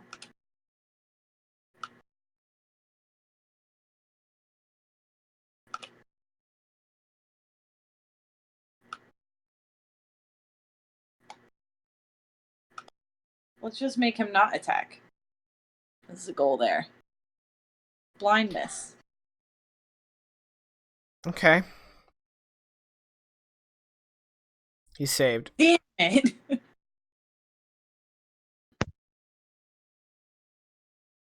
I know Fenrir, yeah. There would probably be 3 guys on it, so yeah. One guy is like, I'm gonna find this ballista all by myself. It's cutbacks, you know. Okay, and that guy's Fenrir in another life. move action 5, and then can I just jump down here? Well, it's not really. It's very yeah. If you Like, if you get I'm low, gonna duck over here. if you get low, you can have +2 cover. Yeah. Yeah. Okay. I'm like, you get them, guys. You go. Okay, up. I'm doing all the hard work. I'm probably gonna fuck myself or fuck somebody, and I'm sorry, but wasn't something supposed to happen? Oh yeah, thank you. It doesn't God happen. It doesn't damn happen to y'all. It was. Okay. It's set dressing. I mean, it does matter, so it needs to happen, but it won't affect you right now. No, but Okay. the archway is also a walkway. If that wasn't obvious, right? Yeah. It still has guys on it who were aware. So at this point in the battle, you hear that yeah, they're throwing big burning pots down on your ship. Thought you said it wasn't important. Like I said, it doesn't affect you right now, but it Well, is important that yeah. it happens. Yeah, it's kind of critical. Okay, so now it's your turn, Akon. Okay, well, I'm gonna move. Oops, that's not the move tool. So I'm gonna move here. So 5, and to climb up here. It's fine. You can just take a step. 10. Yep. Okay. 15, 20. Where's the door? Like right here? The door is right there. Yeah. Remember, there's fighting all up and through here. You don't have a thrown weapon. Well, now I think I'm in range. I only have 1, but it's better than none. No, I still need to take 1 more step. Can I take 1 more step? Sure. Okay. So 20, that's a normal. Oh, actually, I have 2, so I can throw boats. It's an attack action, right? Oh, but I can't pull them both at Yeah, the you same can't time, so draw I can them only both. throw. Yeah. Yeah, I would have needed to remove my axe on the previous turn. Damn it! My mole on the previous turn. Anyway, so I'm gonna throw at least one. Ah, darn. You miss. Can I roll perception to see where it landed in case I have time to recover? When you get back on the boat, you can be resupplied with hand axes. I'm sure there's plenty. Perfect. Okay. Are you done? Back on the boat, the one that's on fire. Well, you know. The well, axes that's aren't my on turn. fire. Fenrir, you're up. Well, the first thing that happens is You the talk to spirits corporate? descend into the ground as Okay. I come out of my rage. Right, yeah. Oh man. So I guess Fenrir wouldn't, because he's swimming forward. Yeah, he wouldn't really see the pots landing on the ship. So it's going to be half movement to climb out of the water onto the dock. That seems fair. Okay. Kind of like mounting and dismounting. Not a problem. Okay, so Or that's getting up from prone, 20. yeah. Yep.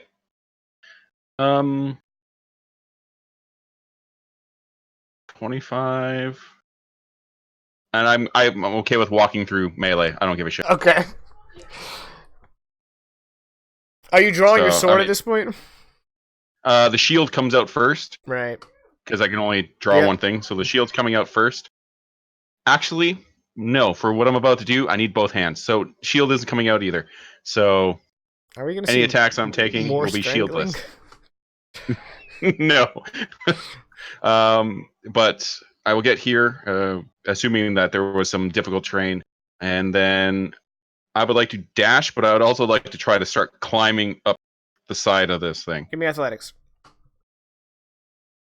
Okay, I was hoping to have advantage when I was doing this, but I am no longer super mad.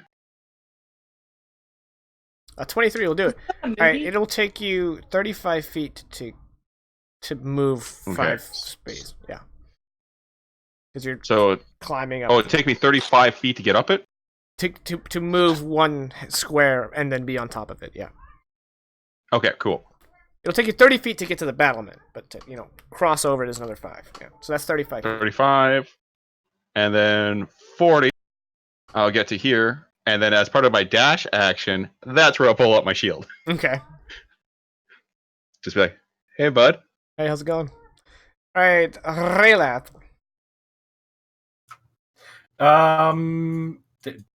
Did I notice that the boat is now on fire? You probably heard it, and you hear the crackling of flames. Okay, good. So I turn around and I see that the boat is on fire. Correct. Okay, so they've got that. Hold on. 5, 10, 15, 20, 25, 30, Remember, there are 35, NPCs. There are lots of Huscarls. 40. I know. The Okay, flame. there was like 80 on your 5, ship. 10, So- 15, 20. Okay, but yeah, that's fine. I'm not going towards them. Okay. 5, 10, 15, 20, 25, 30, 35, 40. Bonus action, dash. 5, 10, 15, 20. And then I have no idea what this is going to do. But we're going to try it. And as he's coming to a halt right there, he's going to take a big inhalation of air. And then he's going to use his breath weapon on the fire because he's a wind dragon. So he's going to try and snuff it out with his blustering wind. Unskilled con check. For me? Yes. Okay. He So was certainly not talking to so- fire. half proficient Yeah. con check. Got it. Yeah, because you are Jacques of all Jacques. That is 18. You put out the fire. I was trying to figure out how to do that. I'm like, okay, I'll let him do a con check, DC 15. If he fails, he makes the fire bigger. And that's fair. I appreciate you rolling with But that. I liked your ingenuity, and you were using a resource, so I'm like, yeah, let's let him do it. Yeah, so you put out the fire. You huff and you puff and you blow that fire down. Yep. Guys, we can't lose. We have Superman on our side. And then, so now I'm at 34 seconds. Okay, I'm good. Done. Okay. If he were Bizarro Superman, then he would just shoot fire out of his mouth. Right. All right. The last guy dismounts the Scorpion, picks up an axe at his feet, and swings it at Fenrir, and just hits his shield. Kulu, you're up.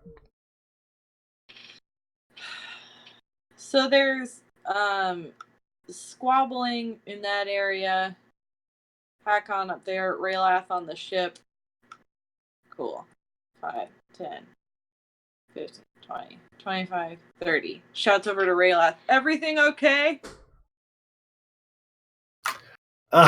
It's there. Thumbs up, This, thumbs yeah, it's good. It's good. We holy shit, I'm going to die. Cool. If everything's okay over there, we'll do a level 1. Do I have spell slots in level 1? Yeah, I do. Level 1 magic missile at the guy on top of the battlement. Okay, he's dead. Okay. He has 2 hit points left. Yeah. There you go. You riddle him with magic holes. All right. Sorry, Fenrir. It's okay. All right. So, there's a break in the fighting. The expanse onto the piers is successful. You've routed the 20, killed pretty much the 20 Malid folk who have come out to meet you. Yes. What? How long of a break? I am describing. So I don't know. Okay. Start counting. Kavian immediately gets ropes and grapples, and he says, "We got to take care of the guys on the archway." So Kavian is trying to deal with that. Yofer comes up to Fenrir. He's beneath you, and he says, "According to my source, you're standing on the granary." And as he's saying that, his men are like banging against the door, trying to kick it down. I'll help. Heck Okay. on. I'm definitely gonna go like door breaking stuff there. All right, give me an unskilled strength check. I'm gonna move you over here. Apparently, I'm tired. Oh, actually, since they're helping you, you have advantage. Okay, I still feel like I'm gonna be tired. Nope, I'm actually pretty. All right, with the 22, you just come up, and they're banging on it, and you move to the side, and you just Spartan kick it down. Yeah. And Yofer's like, "Okay, we're gonna start loading the food up." And right as he says that, this door opens, and there's a handful of Huscarls. One of them was even climbing up the door. And when the door opens, I say it opens in that it is now exposed, because it actually shatters open with a spray of splinters and loose wood. Because an incredibly imposing 7-foot tall Malud folk comes bursting through with this huge claymore. Cousin? And he as he comes out, he just cuts straight into the first Huscarl he sees, and then he jumps down the stairs with the swing of his huge claymore and beheads another Huscarl. And as he does that, 2 mastiffs come running to his side. This guy, 7 foot tall, broad-shouldered. He's wearing like the full deal kilt. You know, it's not just the kilt, but it's also the sash and a small cape that comes down past his waist. It's the background is black, and it has a red and purple, pattern. Plaid pattern all across him. He has a bright blonde hair and a closely trimmed beard, and on top of his head, is a bandana in the same plaid as his kilt, and he's got a bear pelt over his shoulder. And he's just killed 2 Huscarls, and he's looking around, and he goes, "You've come to my house. You'll face the wrath of the Highlander now." Is he gonna threaten to eat us? Probably.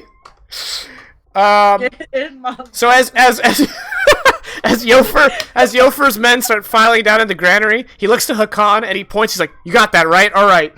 He just heads down, and everyone roll initiative. If Hakon was a little bit more of a coward, he would say, "I can carry 3 times you guys can carry." And push everyone out of the way. But since he's not a coward, he's actually looking forward to that fight. I gotta say, from Vegas to Jakin, I very much appreciate the source inspiration on this guy. Just wait. I'm looking forward to what else is gonna happen. But wait, there's more. Let me just say, you are exactly right. Okay. He's got a +2 dex, so that's a 9. And then Gosh darn it! How do I get an 11 with a +7 to initiative? you know what you did. Was it kill your fun toys? No, I'm just saying you rolled really crap. Yeah. Mastiffs are all the way in the back. They're under the M for Mastiff. There it is. Can we keep the dog if we kill the runner? No. Oh, No. that's how real life works. You keep what you kill. Alright, Raylath, you're up. Okay, so I was counting, and I've now been listening to the back and forth of these Malud folk for over a minute, Okay. and I do very much appreciate this NPC actually speaking, because this is going to make this so much more fun for me. I am gonna kind of dip. I'm still. Well, I'm now facing them, but I'm gonna kind of dip my head down to the side, so I'm trying to throw my voice a little bit so it's not clear it's coming from me. And I'm gonna yell up to any Malud folks still on these walls. Ah, they've got more fell folk out at the front gates. Go and get them, boys. In a perfect Malud folk accent. Yeah, And, flawless. Yeah, it was flawless. Not French enough. It was. No, that's the French-Wegian No, Flowlander. everyone's French. Oh, okay. Well, No. I was going for the Highlander Yeah. kind of mixed with Viking. Anyway, it's flawless in character. Yeah. And I'm basically trying to convince them to get the shit out of here because there's more Fjell folk out front. Okay. Would that be like deception or? Oh yeah, that'd be a big fat lie. And it'd be a really hard Yeah. DC. But you may throw it. I remember when you said large DC, something happened that made us chuck. Yeah, I mean, it's a good night. No, Hey, Mike, little one. just super Don't briefly. grab my $50 books, little one. Okay. I love you, but not that much. So deception, straight roll. That is a 14. So probably yeah, you have not convinced them to abandon their post while Kabian is literally climbing the wall to fight them, unfortunately. Okay, that's fair enough. So 1, 2, 3, 4, 5, 6, 7, 8. With in the process re-pulling my short bow, knocking an arrow, and bonus action. Hey, big boy, the Hakan guy. I can never remember his name. It's hard to pronounce. That's kind of saying this to Akulu. It's hard to pronounce. I don't know. Anyway, hey Hakan, you probably watch out. I don't think those dogs want to be pet. So you kill them first, and I'll throw the help action at Hakan. Okay. And I'm done. Against one of the dogs? Yes. The closest one to him? We'll Is the say range that. of that not 30 feet? It is, yeah. 30 feet. But your source is 40 feet away. Oh. So, we'll scrap Okay, that. never mind. I'll count Never it mind. out. Not to rain that awesome little parade. No. No, you can still say that in That's character. It fair. just doesn't have mechanical value. Yeah, yep. And that con is would not have went for the dogs. Alas, he's been kind of challenged with that big guy. So 1, 2, 3, 4. We will have to handle the dogs. Yes. And my swings are going straight for him, but bonus action fighting spirit. Okay. Where the fuck's my fighting spirit? Sorry about that. There you go. Where the fuck's my fighting spirit? He's looking around Don't- for it. Don't apologize for swearing. We get to now. Yay! Where did I put my fighting spirit? It's in the closet. That's a 12 for 26 to hit for 12 damage. All right. So the Highlander, unless he uses his Reckless trait, he has resistance to non-magical piercing, bludgeoning, and slashing. That's why I need a magical weapon. Yeah, so he's going to take 6 damage from that. That's still fine. My second attack goes against him too. That's a crit. That is a crit. So he's only going to take 9 damage from that crit. But he's Hold on, I'm gonna re-roll that one. Okay. If I can figure out where I put it here. All right, so that would be 1 more damage. We got 1 more damage. Okay. And now, after the first double swing, I realized that, okay, he's actually pretty solid against these.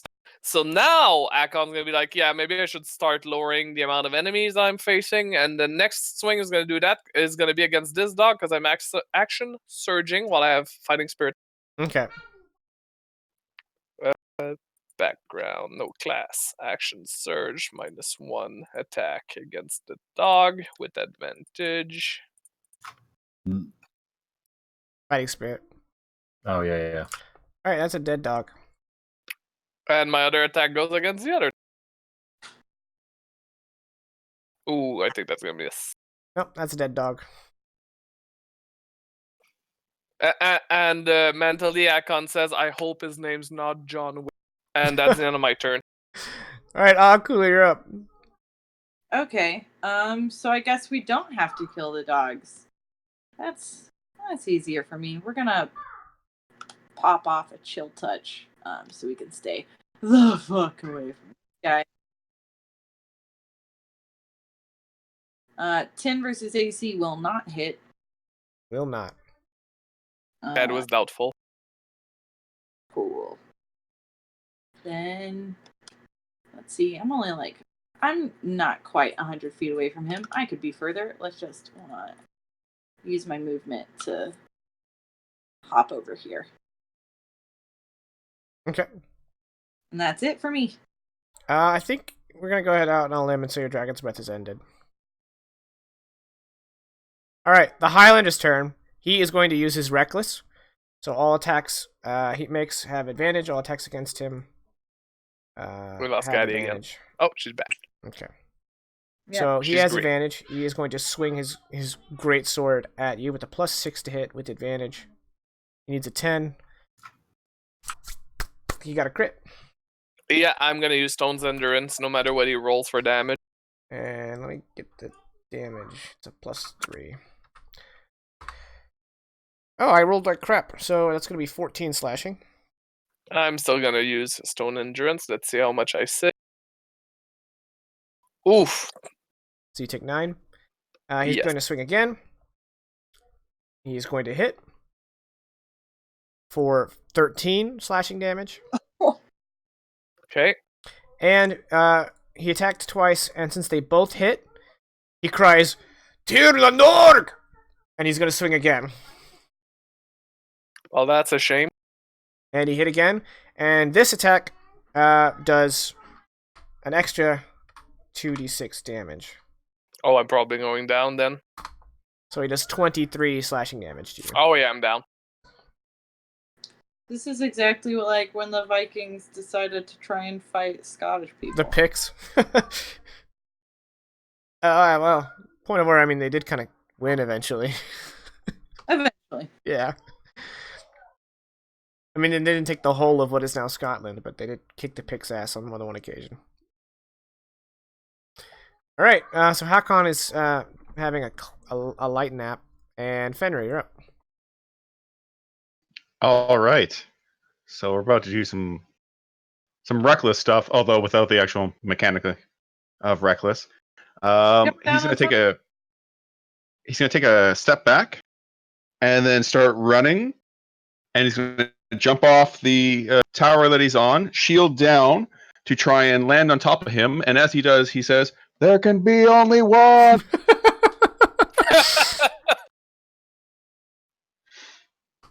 So yeah, my plan is to land on top of the.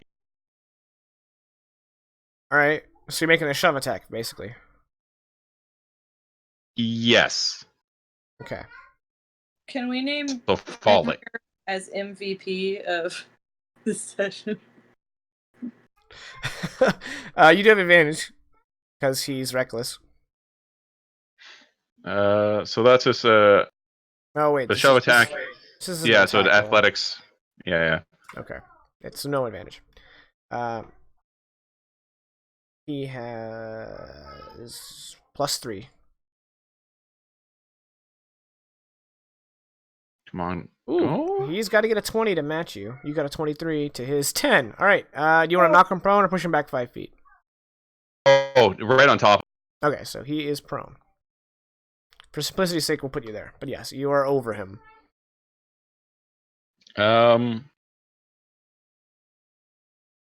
Did I take any damage from? I'm assuming falling like 30 feet. No, 50? you hit him successfully. Okay. So you just bounced off of him and landed on your feet real good. Parkour. Parkour. Parkour. I was gonna say just like the L's, but only new guy would get that. But if I'm back on my feet, I will draw my longsword, Okay. and I can't make a secondary attack with that. Oh, okay. Nah, I'll just draw my sword. Well, say that took my entire action. I mean, I fucking dive bombed at him. I'm cool It's with one that. attack. You get a second Yeah, attack. shove and grapple only uses one of your attacks if you have multiple. Yes, and normally it would, but I also just jumped off of a building onto him, so I'll be cool with this the one. Okay. That's Raylath, fair. you're up. I'm going to turn back over to Aku and in Draconic. This guy's going to murder us. This guy's going to murder us hard. We should we need to help. And then he's I'm helping. He's gonna then back in Northman 5, 10, 15, 20, 25. He's just gonna yell out back in Northman. The help is coming. Be careful. And bonus action.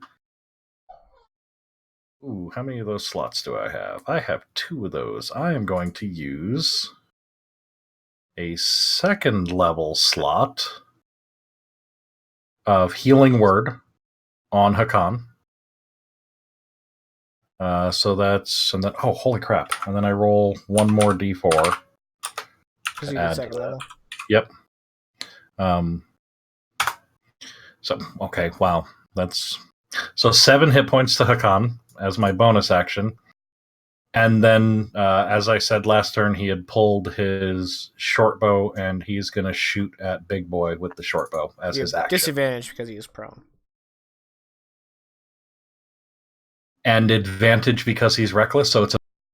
Yes. Also, I think I might have just pulled that disadvantage out of my butt. No, disadvantage for prone against ranged attacks Okay, is fine. correct. Carry on. 100% correct. That's a 10. That's not going to hit. Yeah, you hit him in his armor and it doesn't penetrate. Yeah. Rayleth is done. Okay, Hakan, you're up. I'm gonna use half my movement to stand up. And since he's prone, and I don't need to use Fighting Spirit, actually I should probably for the 5 temporary HP and hope that saves me some.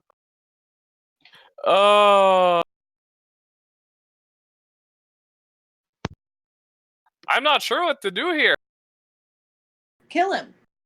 Yeah, I guess, because I have nothing else. I'm going down again anyway next turn. So yeah, I'm not going to use Fighting Spirit in case I somehow survive this. And I'm going to swing at him while I have an advantage. Okay.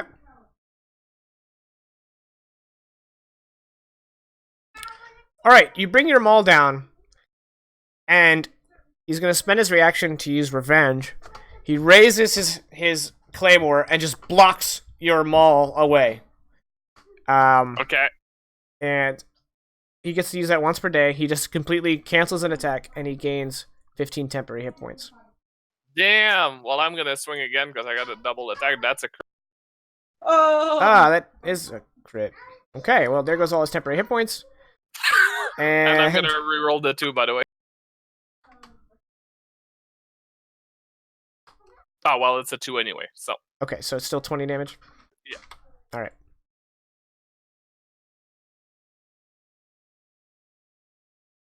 You know, I was thinking in my head, I'm like, should I use it on his first attack or wait to see what his second attack's going to be? And then I saw the 11 damage. I'm like, that's a lot of damage. I'll use it now. And then crit. Yeah. I'm going to fuck myself, but isn't that half, though? Because he has resistance. No, he activated reckless. Oh, okay, that's why. Yeah, it's so only when he now doesn't he's use getting reckless. full damage. Yeah. And yeah, okay. That's it. That's my turn. All right, Akulu, you're up.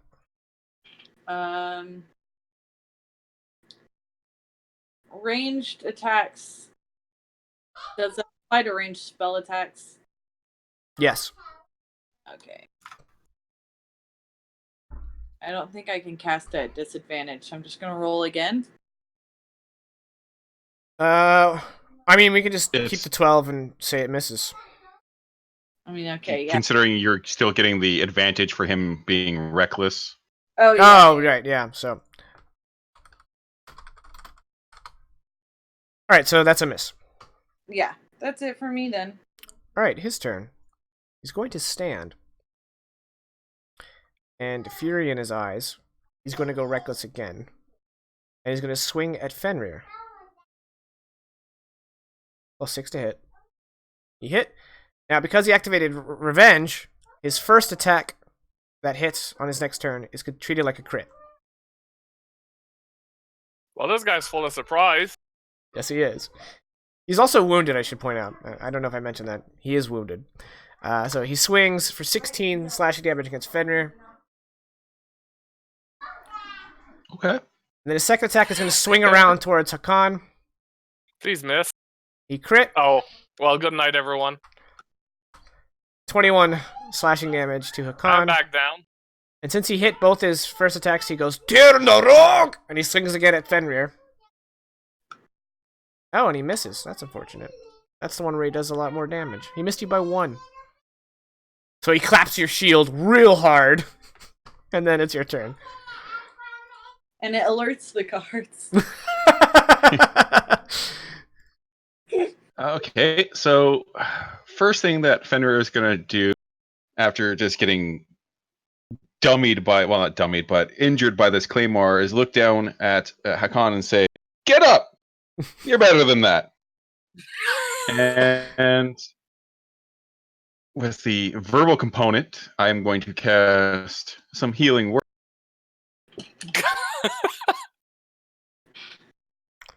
Got to Our check the hero. box that does the To healing. heal. No, the healing box is checked. But is it filled out? Yes. I don't understand you. It No. says at the top that This. No, that's heroism. All right, scroll down. Healing word. What? Yeah. Yeah, Why didn't that work? I don't know. look at the top of the block. It says that he's looking at the instructions for a spell. Oh, did you click spell info and not cast spell? No? Oh, maybe I did. So well, let's do that. Yeah. Okay, we figured Yep. it out. All right, so Hakan, you're once again conscious, and once again prone. But because I bonus action, I can't rage and I can't shove. But we're just going to take 2 long sword attacks. Well, you can shove. Oh, you can't do the No, shield I- master shove. Got it. Yeah. And it's, I mean, it's not really affecting anything. Remember that he is Take reckless, it. though. Mm-hmm. So He's shield wounded. still up. Kill him. Yep, that's what I'm planning on. So with the first swing of this longsword towards him, although hopefully it will hit. So we're going ahead with the kill him plan. All right, that does hit. He is now badly wounded. He didn't even give us much chance to parley. I don't think he was interested. He's not like a pirate. Would, just before I make this next attack, would Fenrir think that if we took him alive, he would get the others to surrender, or is this more of a, like, that would never happen? How about we take his dead head, like chop the head, and that would. Yeah, I just thought maybe we could use him later down the line. But if I mean, if Fenrir wants to pull his punch, that's his prerogative. But you I don't just have any mean, would he, guarantees. like, does he think? So Knocking him unconscious wouldn't be able to turn his men to stand down being unconscious. I meant for later. Like, did I think he would turn later on? But Fenrir is kind of like in this weird place right now. So yeah, he's just gonna swing down with another strike. Oh, Fenrir, but with an 11, that is a miss. Yeah. So he parries it with his claymore. Is that it?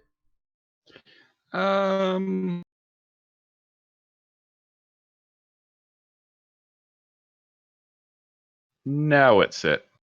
Okay. Raylath, you're up. Alright, Raylath is gonna step there to clear the line a little bit. He is going to fire his short bow with advantage because he's reckless. It's a 22 to hit. And I'm going to spend the Bardic Inspiration to add the 2d6 psychic damage to that as well. All right. Well, how would you like to kill him? That's going to be the arrow kind of connects like where shoulder and neck meet, like that there. And you can see the psychic burst like flare up, and all of a sudden his eyes and ears are just spouting blood.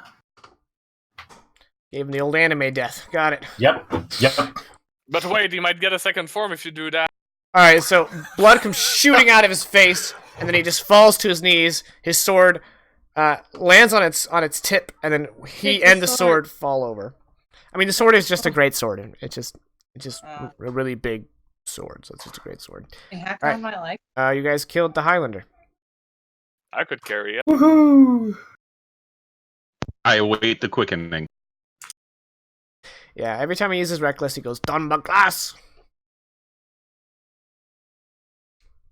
So I have a quick question. Healing word, would Akon know, since he was unconscious, would Akon know that he got brought back by healing word, or did he just think he's made out of something very, very tough and somehow woke up every single time he got knocked? I reckon you would feel something external, some kind of magical effect on yourself. You can interpret it however you want, buddy. Okay, you're touched by the gods. All right, so Fenrir, as Hakon comes to stand, you guys are standing over the dead Highlander, blood oozing out of his face region. Yofer says, "Jarl, we've loaded up with grain, but I bet they've got their gold someplace close." That's not good greed. Okay.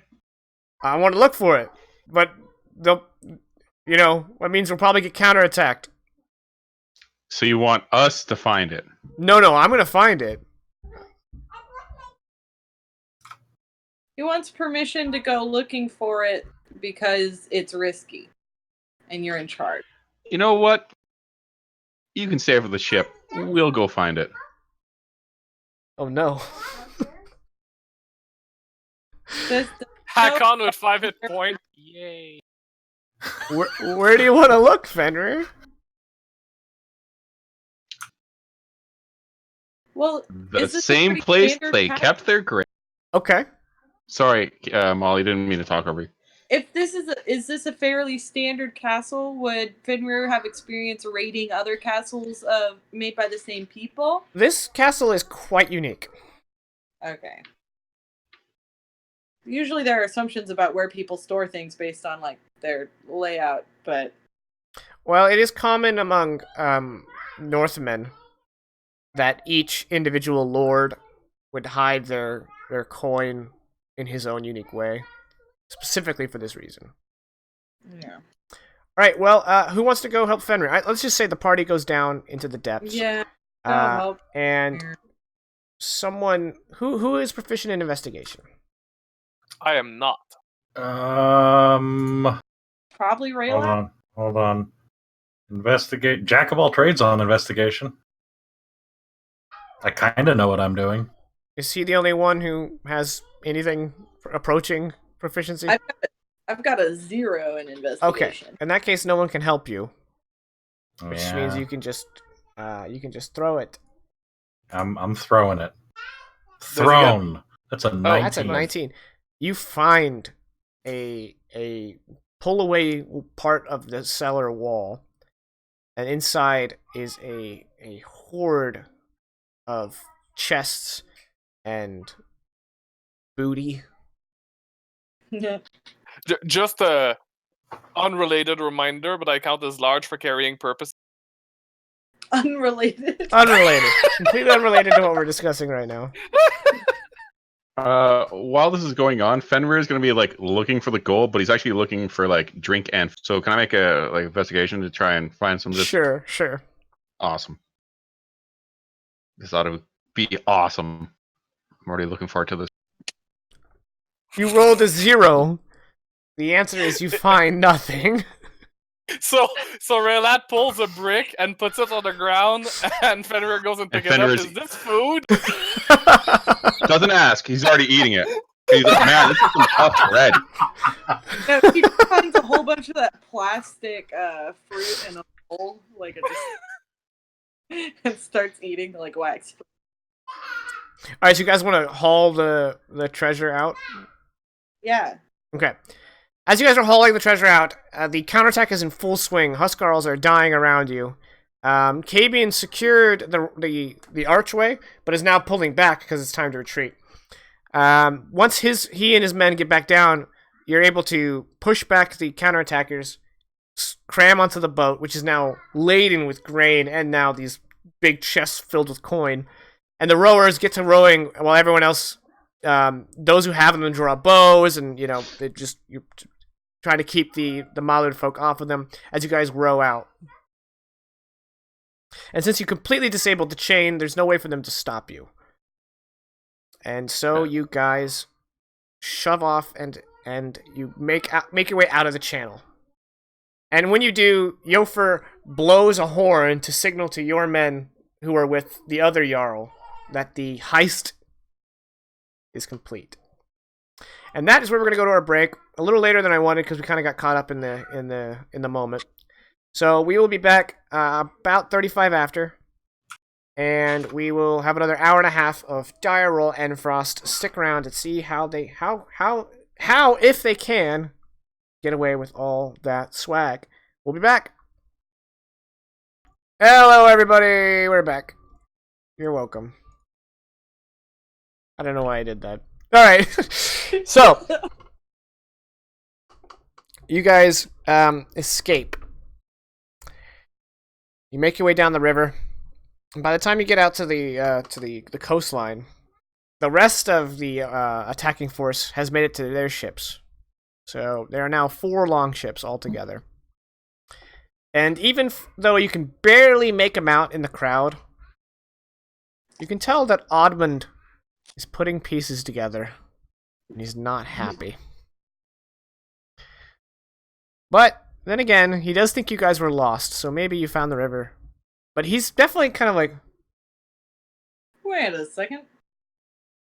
But there's no time for all that. As soon as the rest of your troops get on their boats, you see in the opposite direction 8 Malud folk longships coming to intercept you.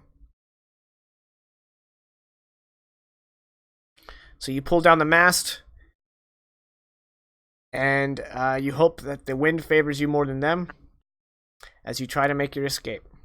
Don't we have a wind dragon? Just call upon your wind gods. He would Black screen. blow holes in. Black screen. Yeah, I just checked that it's not black screening on my end, so he might need to. Are you using ad blocker? You ad blocker. I'm Does that not affect, black screen either. like, what do you do? Twitch? Yeah, It could give you a black screen if it's supposed to give you an ad. and they've been putting ads on everything lately, which I Hey, more see. power to you. That was off topic, but I was trying to watch something that was being streamed, and I was just getting a black screen. I'm like, what the hell? But thanks. I'll try it next time. All right. So is it just Sothia that's having the problem? Yes, I can see the stream personally. Okay. So you'll have to disable ad blocker. Well, let me know if it recovers, Sothia. I'd hate for you to have a. I mean, you can hear us just fine. It's just a black screen. According to all my readouts, we are everything's good to go. So we're just gonna press on. yep. He's Okay, good yeah, now. just refresh the whole browser. That fixed it. Cool. Welcome to the stream, Sothia. Haven't seen you in a while. Hi. Right. So you guys, your 4 longships are being pursued by 8. But really, at this point, you guys aren't too terribly worried about it. Everyone had just went through a battle. A lot of people are injured, and so now it's you guys have the wind right now. You hypothetically, they shouldn't get any closer to you than they are right now. So it's time to break out the shifts of going to sleep. And so the 4 of you will get a long rest. Yay. Yeah. Super brief before I lay me down to sleep. You bastard. I'll approach Fenrir and just the Edmund the thing he has a look in his eye as he is not particularly happy with how you did him. If necessary, How did with the not, we were clearly unable to tell him that we were going to be coming in through the river into the back of the castle because it's something we were not planning at all. We just happened to get lost, and then in process of getting lost, find the river. He's thinking there might be something else at play here. I don't understand why. Is obviously not the case, but just in case you need, while he's asleep, I can measure him for a new shirt. Well, I think getting he him a might- gift would certainly improve his disposition, but what happened when you guys went to that meeting? Like, did he not know? No, we just said that we would all go. Remember, we got lost, but we could offer him a gift from the treasury because that's all we found there. Of goodwill, like a chest or something. So a shirt and a chest. I mean, Yeah, like part of the spoils. okay, and Most- obviously, I mean the grain. No, No, No. because he grain. said they already have enough grain because they didn't send it to us, so they don't need. We won't mention it, but you could send okay. Black and I as diplomats with a chest of gold. We can measure him for new shirt and leave gold as what's the word, as goodwill. For his widow. But he's He's still alive. Oh no, this word must mean It's a draconic saying. da it means something different for Northmen? Yeah. I must have misspoke. My apologies. It's all right. I know how hard it is to learn a language or two. I think I should talk to him personally. I mean, I didn't go the first time, and he probably didn't like that too much. So maybe if I come with the goodwill, mention, hey, like here's a treasure chest, and the best tailor in Sudahofen is gonna make you a shirt. So we good. Totally in draconic. Actually, that might work a little bit better because if word has gotten around about the whole making shirt things, he might pick up on that and take that as a threat and he'll either learn his place or he'll lash out, and we can be done with him either way. Also in draconic. Yeah, but Fenrir's gonna mention the granary. I'll punch him in the throat. Does this throat work with humans? I think the goodwill works better if Fenrir's there. So maybe if we could just get Fenrir on board with like, he doesn't even need the grain, so we don't have to talk about it. We might not need Right. do it. Okay. Fair enough. And while you guys are discussing that, Akon turns to Fenrir and says, do they do that often, talk in another language? Yeah, surprisingly, but and then he's gonna say in Goblin, it's all right though. I know a lot of languages that they don't, and I get wanting to practice. You don't really get to do it that often, which sounds like. He just looks at you like, you know what I mean? But he's once again saying that last bit all in Goblin. Yeah, so Akon just looks at you with like almost fish eyes, like this group. Sometimes it's easier to speak a native tongue for Relath because he doesn't know all the words, and I can help him. You're muted. Da is how you are turning the phrases is difficult for me. So when I can speak to the witch in native tongue, and she can fill me in on what I am not saying correctly. I don't want to offend. But which witch? The witch. I just make it a joke. I know. It didn't work. Great sandwiches though. Mm-hmm. Well, so yeah, I'll go to him. Well, obviously, when we're not I will being accompany. Oh. Because you are offering services of tailor, I want to be able to extend to him my courtesy as well. Oh well, I mean, you had to measure him, so I mean, you kind of had to. Precisely. But when we're not being chased, we'll go to him, with chest, and be like, "Hey, even though you didn't give us the grain, here's a little thanks for the help." And measure for shirt. I kind of smooze and like booze them. We become friends again, and then we go back, and everyone's happy. Well, we just explained that when we got lost and we sailed up this way, we were able to find the treasury when we entered the castle. And so this gift is like in trust because he helped us take the castle. He deserves part of the spoils. Oh, we didn't take the castle. But he helped us to try. Yeah. And earnest effort should be rewarded. That's just weird. I could have sworn we were actually going there. Like, that was our plan. But, I mean, if we got lost, lucky us. No. The gods really do favor. They do. They do.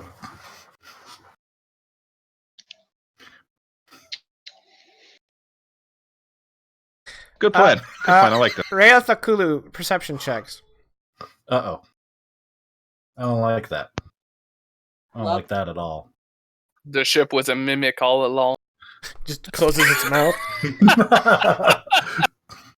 That's a big fat 12. All right, Raylath. As this conversation is coming to a close, You notice that this conversation, it's not a very big ship, as ships go. Mhm. And Mhm. Kabian was listening, and he is looking at you and Akulu with daggers in his eyes because he was present at the meeting that it was decided to lie to Oddmund. So he knows that y'all are yanking his Jarl for a ride. Not too happy about it.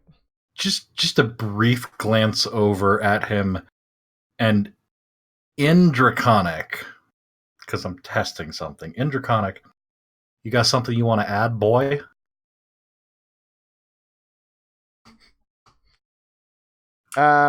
He kind of like straightens up and says to you in Draconic, "Not today." And I appreciate your discretion.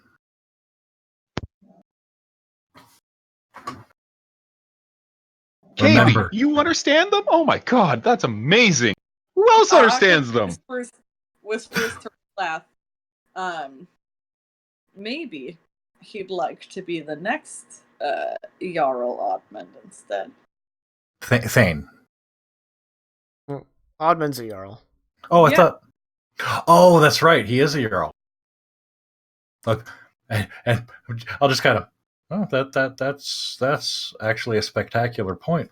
Kavian, again, I thank you for your discretion, and just remember who has your Jarl's ear.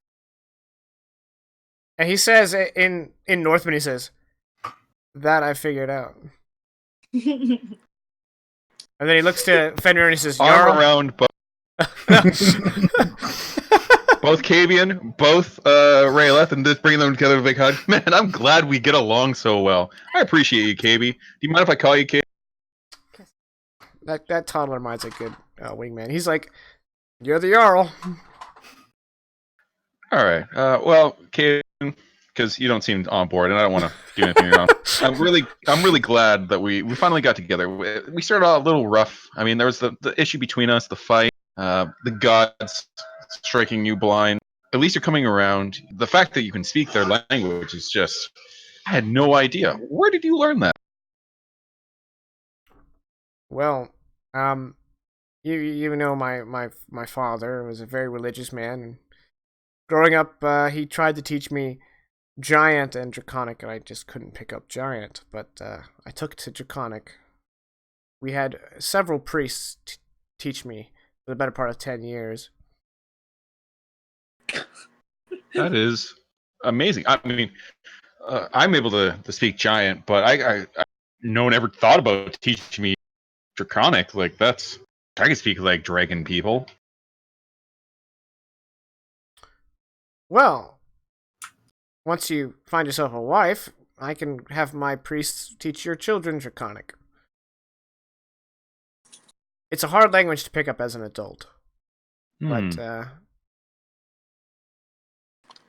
well, maybe you could show me a couple of words here and there. That way, when I need to talk to Raylith, I don't want him to be confused. And Raylith, same thing with you, as he's.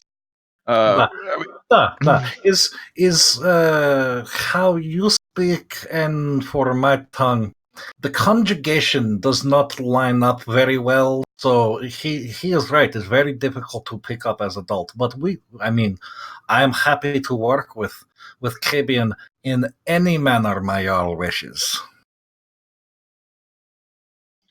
We're all friends, and this is great. He's this big smile.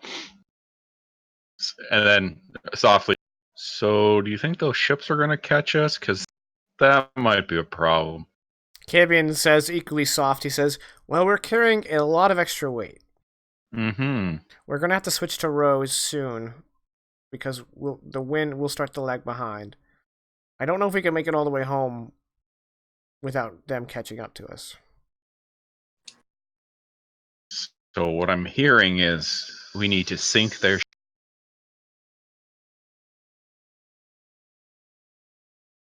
Well, there's 8 of them, but Okay. What we need to do is make them slower Do we have oil? Let me consult my navigator, and I'll get back to you, Jarl. All right. Because if we have oil and arrow, oil plus arrows plus sail, fire, no sails, no go. Right? That's how boats work? That's how boats work. I'm pretty certain that's how boat works. Almost certain that is how both work. Another problem solved. All right. First light the next morning. You guys are eating your breakfast rations, and Cabin like steps over crewmen and Huscarls and gets to Fenrir, and he sits down. He's like, "My lord, we have been calculating the knots, and it does appear that the enemy ships are gaining on us. The wind is starting to shift, so we're going to break out oars after breakfast. But we." You know what? I'll go ahead and put y'all on the map for this. I don't know if the audience needs it quite yet. He says, in a roughly 5 hours, we'll be upon the Trailing Isles. Those narrow passages, we might be able to lose our pursuers, zigzagging around. But there is a danger. Recently, there have been reports that sea elves have claimed it as their territory.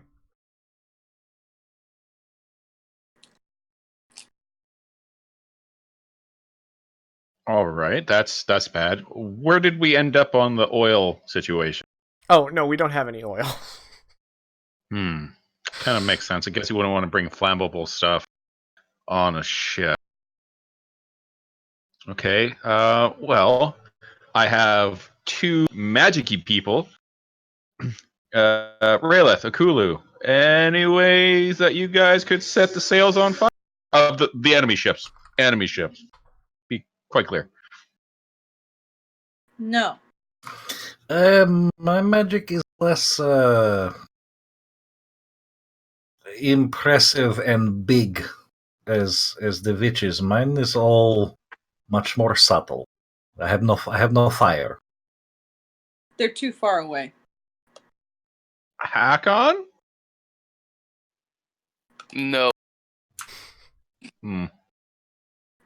However, Yeah. I do have a question since we're discussing strategy. If we do go to the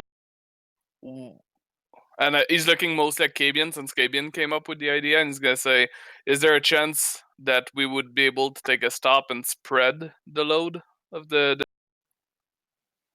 grain and treasury?" Once we're in the Trailing Isles, we can risk it. But if the Del Marais catch us, that's going to be a whole other problem. Their ships can outrun us easily.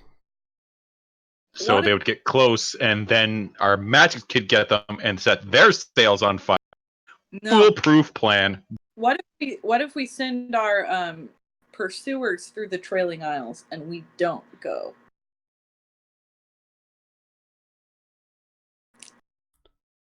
How? As far as we can if we could take a track and, aren't we on one ourselves? We're on one longship, right? Correct. Let the other longships continue through the Trailing Isle, hunkered down on a different path, like we got lost. You mean to split us up and to hope that our pursuers have twice as many ships as us. They'll see us split up and they could just 2-1 and stay on us. We'll have less to deal with, I guess. Yeah. Also, the hope was that, if there's one ship that splits off, to do so as discreetly as possible within the Isles themselves. Well, once we get into the Isles, we can make adjustments. I don't like the idea of abandoning our people.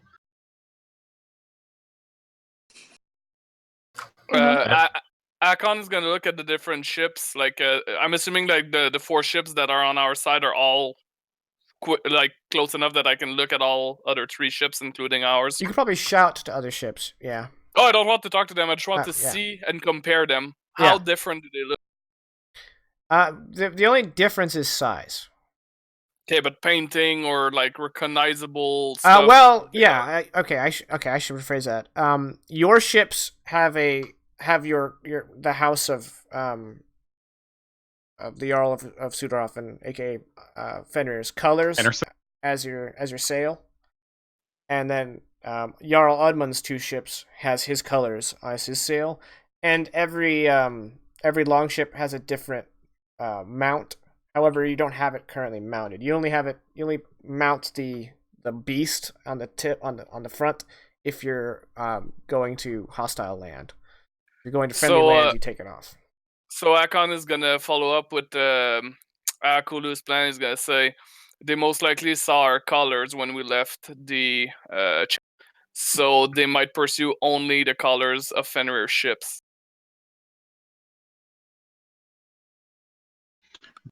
But then, if they're pursuing, and then we send the others through the Isles, and then they get attacked by sea elves, then they could get captured. Then we'd have to double back to get them, which would then mean we'd be fighting the sea elves and the Malu folk. And that just seems like a lot of people to be fighting. I'd rather just stay as one group, take a chance one way or another. But at least if we're all here together, then we'll all lose together, and that's really. I do not lose. I don't mean to burst your bubble, big fella, but pretty certain me and you had a competition just like the other day. And remind me again how that. You friendly overwhelmed me, but I was exhausted at the time. Thane came So in. was I. All right, so should we make for the Trailing Isles? Is it possible? Okay, do we know if and this is still in character, are the sea elves against the Mullard folk as well? Like, if they see them, are they just as likely to attack us? Yeah, the Delmarais don't distinguish sides. They'll either let us pass or attack us, and they don't care if we're Malud folk or Barra folk. Excellent. Then we take the risk of the Trailing Islands. Either we run into these Delmarais or the Delma's Rays, and either we'll run into them, and then I will use my winning charm to win them over, or we don't run into them, and then we potentially lose the Malud folk. I do like this idea of splitting the load, maybe making some of the ships equally weighted. That way, we're not just like. I'm assuming our ship is trailing behind. Yeah, but obviously the other 3 ships are slowing down to keep pace. Yeah. I'm sorry, Akulu, please go ahead. I'm gonna just say in Draconic Terrella, the other 3 ships do not know about why we're so heavily laden. Yeah, I'm aware of that. Cabian immediately turns to Fenrir and says, they're concerned because they don't want to share the spoils amongst the other ships. See, Cavian? That's why I keep them around. Extra brains. We could at least offload He's the supplies really with my ship. Yes. That I am okay with. I think that is a wonderful idea. Cabian has clearly proven his loyalty and his usefulness and his discretion. Well, the only one who I need to prove myself to is my Lord Jarl, but I'm glad you approve. Is exactly what I say. My words not maybe mean what I think they mean. It's difficult. I'm sure. Why not talk to him in your native tongue? He understands. It's all right, my lord. It's all right. Say for you. We'll wait until we get into the Isles, and then we'll bring the other ship alongside. But the problem is we won't be able to do it without Oddman seeing that we're at least bringing our ships together.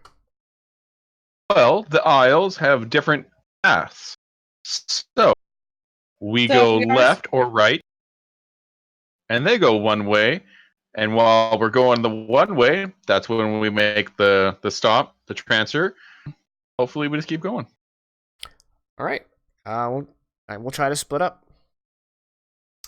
I will disseminate that information to the other ships. Hopefully, we'll get to the Trailing Isles before the Malud folk get to us. Backup plan. If they are gaining on us, Akulu, I know you got the magics. How close do they have to be before you could start fucking up their sails? Literally taking the wind out of their sails. Or could you perhaps poke some holes? Could you in your repertoire of magical abilities, do you have the ability to hinder the sight of their navigator? Of course I do. This is Cabian talking. Yes. Interesting. Now you are thinking with portals. Yes, of course. That could be one thing, assuming we get close enough for you to be able to use that spell. I assume you'd have to use it at a close range. Yeah, that would require, let me scroll to it, about 30 feet. Ooh, that's... Knocking some holes in the sails would only require about 120 feet. Well, if we get that close, your magic will come in handy, I'm sure.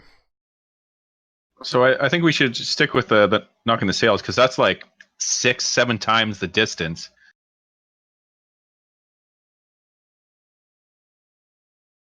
Yeah.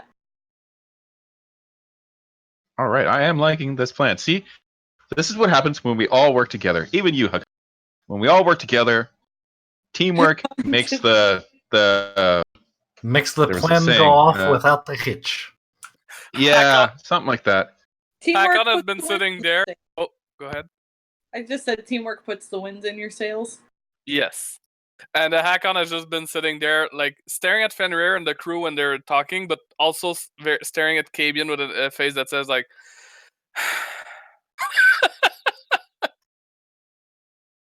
I'm not sure what sign means. But in this case, Akulu, teamwork would make the wind go out of their sails. There's a really good expression I heard one. Something about teamwork and making something work. I'll figure it out later. All right. So, Trailing Isle. So you guys break for the Trailing Isles. It's going to be a few hours. How do you guys spend the time? I'm just going to stare at Cabian. Okay. You notice that Cabian keeps having private conversations with Thane Yofer, who's also on this longship. Can I try? Know how. Go ahead.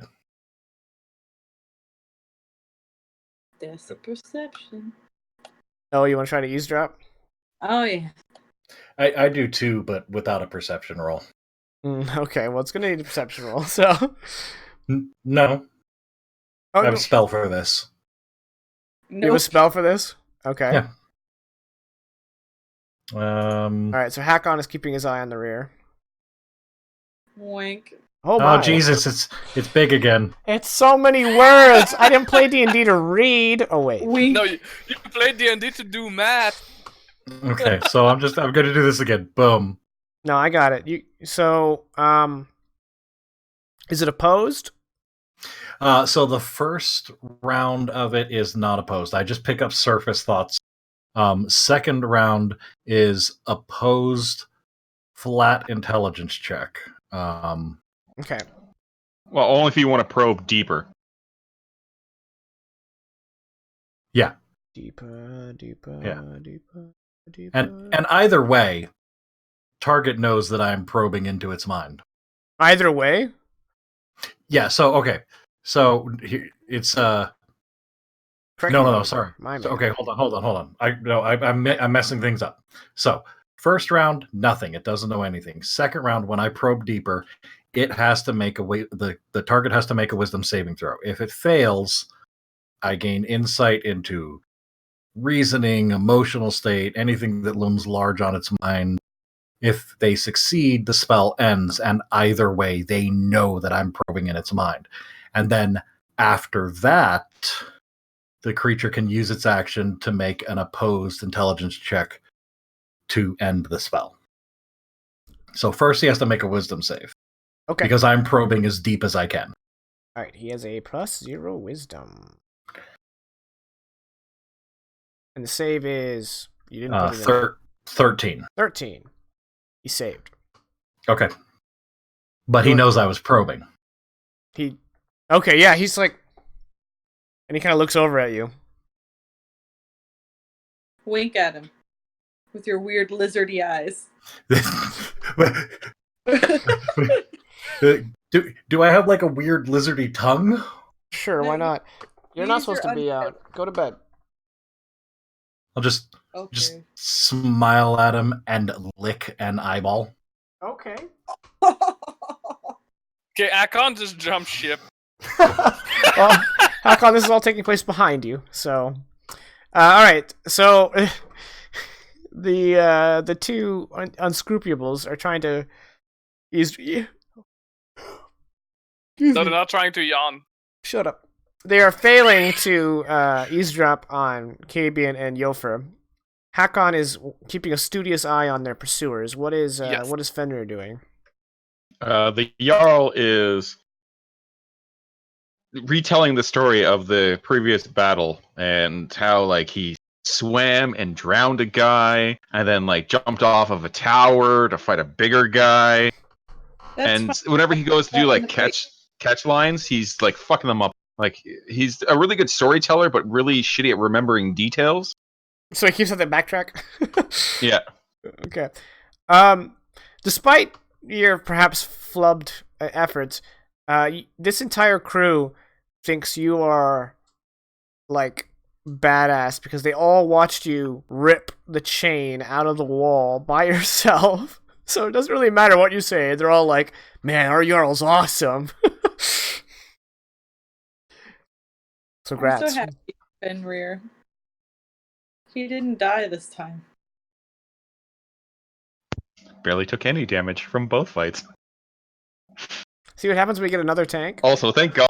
Yeah. Also, thank God we have front line because I'm the front line defense and I am terrible at my job. Yeah, that's what he's just going to spend his time kind of keeping an eye on the ships, but also trying to keep morale up because I know after a battle everyone's kind of a little down. We're getting chased. We're about to go into the Trailing Isles. I mean, there's a lot of places for people to be like, I don't know how this is going to turn out. Well, everyone on this ship is in good spirits. Yeah, good job. Sweet. Can I ask to do one other thing? Yeah, like I said, this is hours. Yeah, so I would like to get Kabian's attention to pull him aside for a private conversation at some point. Okay. When you do that, he's not very good at like he doesn't have as good a poker face as say you or a Kulu. You could tell he's very guarded. And that's fine. And this will all be in Draconic just because it's easier. And I promise I won't be digging into your thoughts. Honestly, that first time was just a hey, I'm still here. I just wanted you to know. No, and then briefly, what was the name of Thane he's having an aside with? Yofer. He's like holds up hand and he says in Northman, he's like, can you talk a little slower if you're gonna talk in Draconic? Absolutely, very happy to. For 10 years. Yeah, but he was being taught by a non-native speaker, so right, and that's fair. And then Jakin, what does Rayleth know about Yulfer? Yofer? Yeah. Well, I can pull up his info. I mean, like, other than interactions you have, whatever is here. I'll read it for the audience. Of all the Thanes, Einar found Yofer to be the most troublesome. He's ambitious and secretive. The bald Yofer, with his long red goatee, has a retinue of Huscarls made up of some of the most disreputable folk in Suderhaven. Though he still answers his Jarl's calls for raids and defense, Yofer is often after his own desires. Yofer wears dark leathers and wields twin sea-axe knives. He and his Huscarls excel at ambushes. And then he has a Snekia, the Svart skip, with 40 Huscarls. That's his longship. It's the smallest type of longship. And he has 40 Huscarls to his name. Okay. I normally, given my predilections, I can respect having a private one-on-one with a Thane, and I'm not gonna try to pry into that. Given our current situation and our Jarl's growing more confident grasp upon power, but you and I, we can be straight with each other. It's not fully confident yet. I have to do what I can to help him and to help protect him.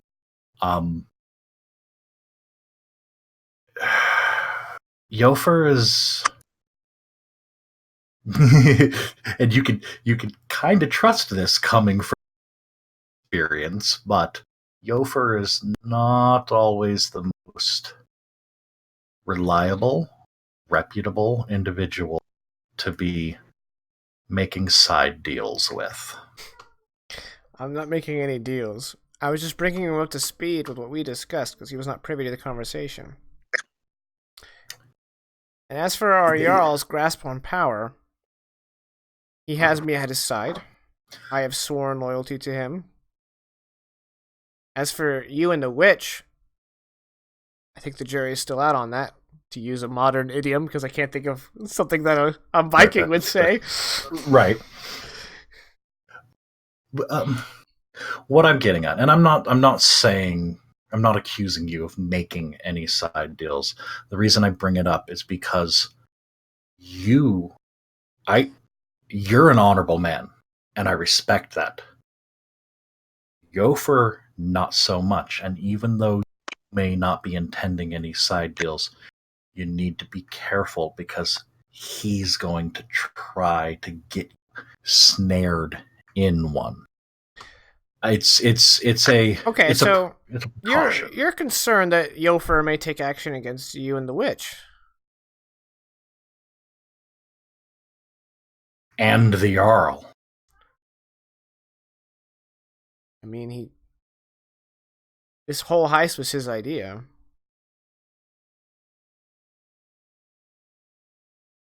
I understand that. And that, seeing as how so far it has gone off well, he can use that to gain in standing and to gain more trust with you. Look, I'm just getting at, be careful with Yofer. You may not agree with my methods. You may not agree with mine or Akulu's standing with the Jarl. And I get that. Yofer has a history and a reputation. Better the devil you know. I agree. And I've known Yofer my whole life.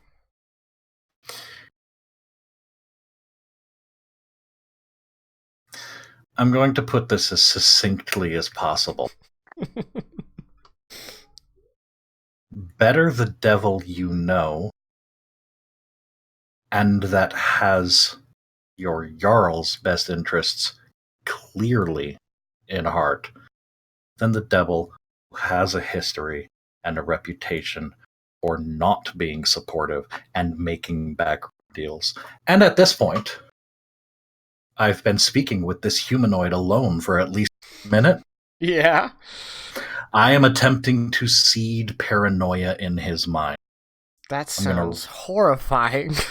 I am gonna I am going to wrap up this conversation, and the target must now succeed on a Wisdom saving throw against my spell save, DC 13. He's got a +0. Yep. He failed with a 10. He is frightened of Yofer Okay. for 1 hour Okay. until he is attacked or damaged, or until he witnesses his allies being attacked or damaged. And I'm not. I'm kind of planting this as I'm going to build on this in the future. Okay.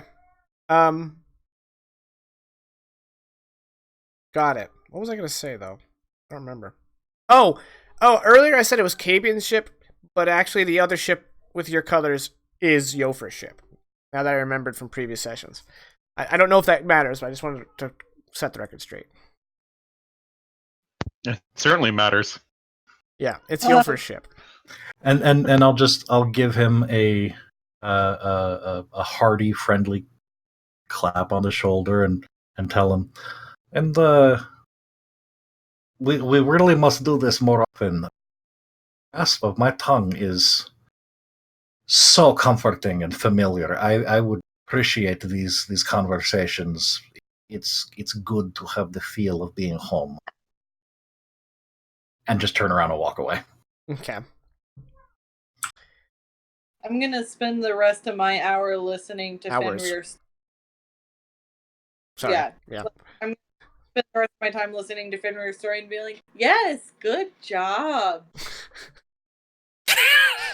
All right. We leave Winadami to her thing. Hakan, you're gonna for the whole time you're just laser eyes backwards.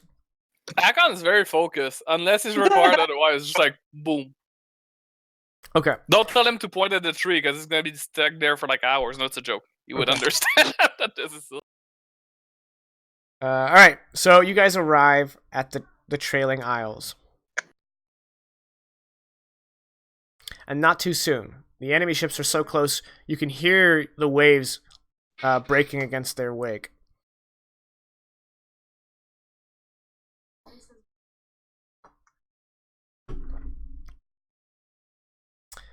A few more. Oh, sorry. Less than 120, or a little further than that. Maybe a little bit further than that. All right. How about just for fun? At one point, they do get close enough, and Kulu like puts a hole in one of their sails, and then then they back off a little bit, which gives you just enough breathing room that you guys can slip into the Trailing Isles. You guys start to zigzag between the tiny little islands that make up this region. It's kind of at the edge of the map here, but just for the audience, I will go ahead and throw up the game screen. This area over here is the Trailing Isles. So they're coming from here, and they're headed through, and they're darting through these little isles, and they're trying to get here.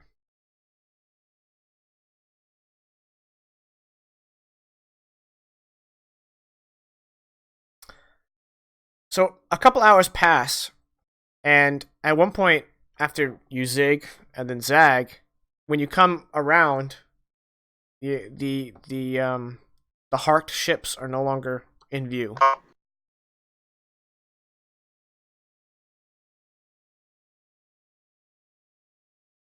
Like the enemy ships? Yeah. Okay. So everyone's kind of breathing a sigh of relief because it seems that you've lost the enemy ships. Hmm. And this state of missing enemy ships lasts for another 30 minutes. And you guys make another zig because you're still moving erratically, and you enter an area of the Trailing Isles on these narrow water passes that is rather open. And as soon as you round this tiny, not really an island, it's more like just a fierce, tall rock outcropping jutting out of the water.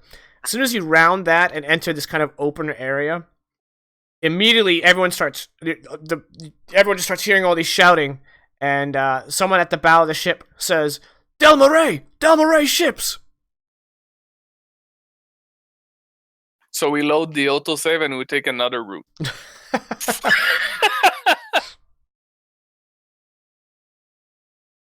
Ah, shit, that's not an option? right, so the four of you head to the edge of the ship, and you look out, and you guys spot the very distinct look of 5 Delmaray ships closing in around you guys from all sides. 4 of the elven ships are shorter than your longships, but they're wider and they're multiple decks. But one of them dwarfs your largest longship. It is this big, almost galleon, and it is positioning itself directly in your path. Mount the head and go through. So Cabian pushes No. past onlookers towards Fenrir, and he's eagerly awaiting to hear what you have to say. We shall continue on our path. And if possible, parley. No, he wouldn't say that. And if possible, speak with them to come to some sort of agreement. If they attack us, then we will return in kind. We will fight them on the beaches, fight them on the sea. But till they prove or show what they want, let's just continue on. We don't need to make enemies here if we don't have to. All right, Cabian starts shouting the order to, just kind of go around them. However, the smaller elven ships, aggressively kind of push into your formation, and your longships start following, your directions, trying not to antagonize, start to get separated on the water. And these 4 smaller elven ships are just keeping you guys away from each other until finally the large ship is coming directly alongside y'all. It's coming like this. And you see Delmaray elves kind of moving about erratically on the top deck.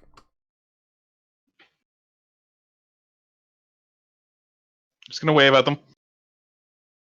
And Cabian sees that, and he turns and he says, "Rowers, stop." By the way, Akon is standing close to Fenrir, maul against the deck. He's not carrying it in an aggressive manner, but he's holding it, essentially. Okay. Like a staff.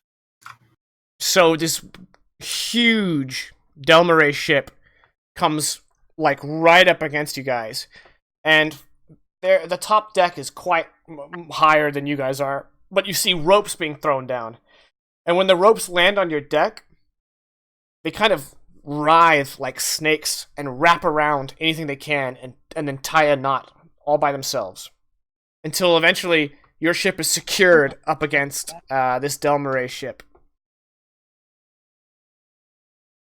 I should learn that trick. What about the other ships? Are they just kept The other apart? ships are literally kind of being hounded by the other Delmaray ships, but now that you've stopped, they've pulled oars in, and they're just kind of waiting to see what happens. I'll call out King's friends. All right. So there is this protruding mast that's almost horizontal, and an elf comes trotting out. And I'm gonna go ahead and put y'all on a battle map. I don't like a battle map that implies there could be a battle. It does. It does imply that. And as he does, a dozen or more Delmaray elves come up to the edge with bows drawn and knocked and just point it down towards your crew. But your crew is all just kind of trusting you to get them through this. But I'm going to put this on the battle map mostly because I just so you guys can get the scale of it. Oh dear. Hate the implication of scale. So that's your They have ship. a flip-flop ship. And that's their ship. Yeah, and then I also just, for ambience, there's other elven ships darting around, but you two are kind of at a standstill. So does that count as being on a boat that is a flippy floppy? Anyway, so this regal rogue of an elf is wearing red trousers with polished black pontoons, a purple coat with golden ornaments dangling about it, and he has a red ascot with white polka dots. And he has a matching bandana that droops down his missing left eye. He's almost as badly dressed as Raylath. He's clean As shaven. almost as amazing. He's clean shaven, but a silky tail of gray hair hangs beneath the knot of his bandana. He has a bejeweled cutlass in an ornate sheath at his hip, and he kind of squats down, like putting his elbows on his knees, as he smiles down at you, and he has this toothy grin, and you guys can see that his left front tooth is gold and sparkles off the sunlight. He says, "Good afternoon, manfolk," and he says that in Northman.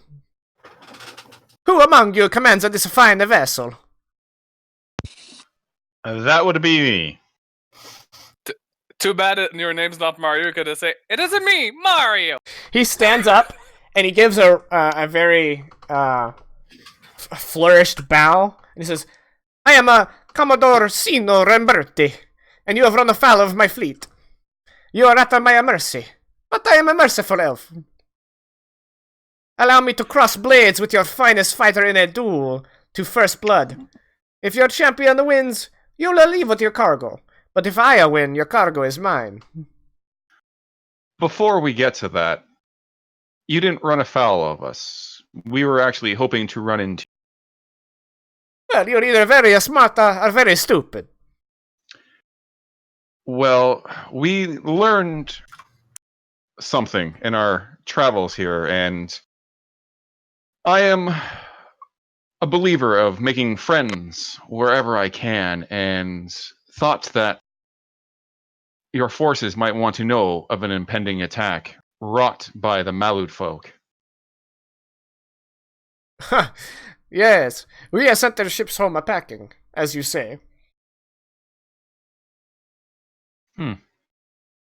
Well then, I hope you understand that that was a scouting party to see what kind of defenses you would rally against them. Hopefully, you didn't show them your entire hand or a small amount of your true power, because they will respond accordingly. And he looks towards accordingly. Is that the word I want to use? Correct me if I'm wrong, but I think I need a deception check from you. Cool. Okay. This is amazing. This is beautiful. I'm so proud of Fenrir. Our boy's all grown up. He's lying. Akul is like, oh, be still, my heart. He's lying. Diplomatically. That's a 23.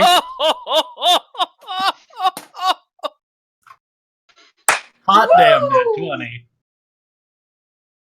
All right. He pauses for a moment, and he's like, "Interessante. Well, what can you do for me?" Well, first I was hoping to alert you of their presence, but it seems that you are much more perceptive and wise than even I gave you granted for, which, if I had a hat, I would tip it towards you. What I do suggest, though, is, just before I say this, I know that the sea elves, they are only in the trailing islands, right? Oh no, they're wherever there's coastline, there are Del Marais, but no one knows where they make harbor. They travel around in ships and they harass people, but then they're gone and they're no longer there, and no one. They have a pirate city. No one knows where the Del Marais make harbor. Cool. There are some theories that they don't. I've heard a common saying that the enemy of my enemy is my friend. And we were returning from our own scouting mission of their area and discovered a hidden castle. One right with gold and food. We did not have the forces currently to lay siege to it, but for safe passage of my ship and the ones that are with me, I will gladly tell you of its location. I mean, ships such as yourselves with sailors such as yourselves should make short work We are more brutish, and hammer against a stone wall is a long, hard job to break it down. But someone as agile can easily just get past the walls, and that treasure and food is yours. Ah, you amuse me, man. We do not attack castles. Oh, I thought that you guys would just. It's an easy target. There's a river that goes right up to it. It would be just wide enough for maybe not this ship, but one of your smaller ones. Ambush them, grab their gold, grab their food, and get out. Well, perhaps we shall. Perhaps you will give me a map to this location, this easy castle filled with riches and food. But I see right now that your longship is laden with supplies. Don't suppose you're coming from a little raid yourself? No, these are the supplies that are left over from. We had several more ships that were abandoned and unfortunately left behind.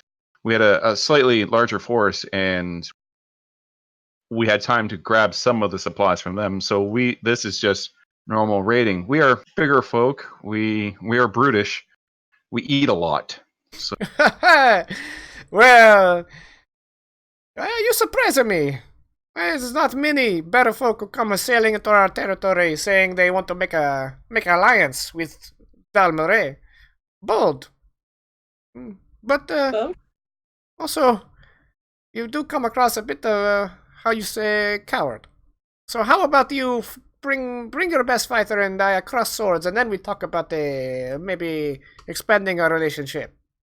I do not want to deal with a man who is not prepared to fight. Oh, I'm sorry. You misunderstood me. I said first I wanted to discuss that with you. The plan was still to... He turns to the elves, and they all kind of pull back their arrows, and they all laugh. And he's like, "That's my man. Give it up. Who your champion?" You're talking to him. I like that even the better. Hakon's a little bit hurt. Hakon's like, me. Oh. We all second verse same as the first when it comes to Fenrir dueling somebody. You come aboard my ship, and we will fight. We have not a lot of room here. I need a lot of room for this, and he's just going to climb up. Okay. You would not mind observer, so that we can attest to veracity of the challenge, da? Yes. Come on up. We can't take all of you. We can continue. But the half giant and the dragonborn specifically, please come on board. And you with the funny face, you can come up too. I look over. I mean, his name is Fabian, but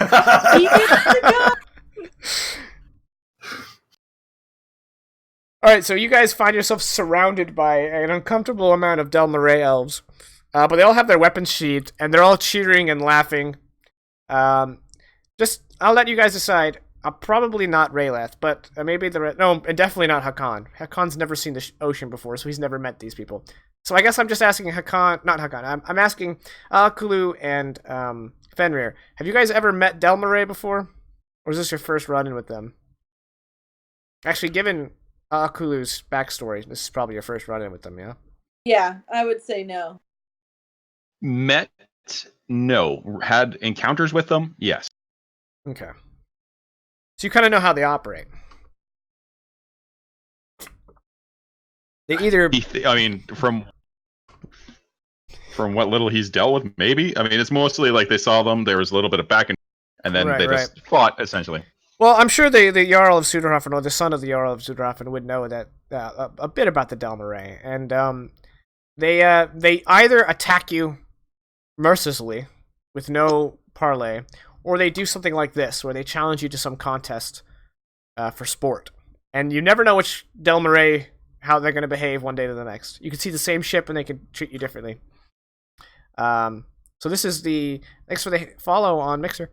This is the best outcome when you run into Del Marais is for this. So he steps onto this grate, this 10-foot by 10-foot grate, overhanging the lower decks, as he draws his beautiful cutlass, and he says, "We shall fight the first blood, yeah." Just, I'm not as smart as many people. As in the first one, to draw blood? Yeah, yes. Oh, just making sure. All right, and so for mechanics' sake, half hit points, which is when I usually the describe. bloodied. Yeah, it was when I usually describe someone as wounded. That's when whoever gets down to half hit points will have lost the duel.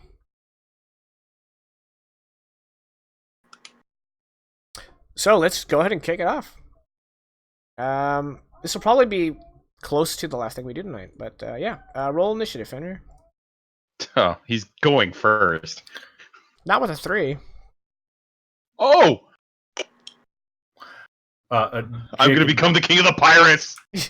What's up with Fenrir like today? just super briefly, roll 20 messages from myself and Akulu. To whom? Not me. To Yeah. you. Yeah. Oh, okay. I intend to subtle spell to negate the verbal for blindness. I Which intend is to make a wager with one of the elves. Not every elf speaks Northman. Do you speak Elvish? Oh, I might. Hold on. Let me see. No. Okay. It is unlikely okay. you will find an onlooker in the crowd who can actually communicate with you. However, you know what? Give me a perform check to see if you can pantomime a bet out of these elves. And That's a 22. Okay, yeah. You've got a bet going with some of the elves. So type out your wager, and then Kulu, go ahead and roll initiative as well. Select myself. Oh shit! I can't select myself. I did it wrong. Sorry. I forgot I was still on the rule. Classic mistake.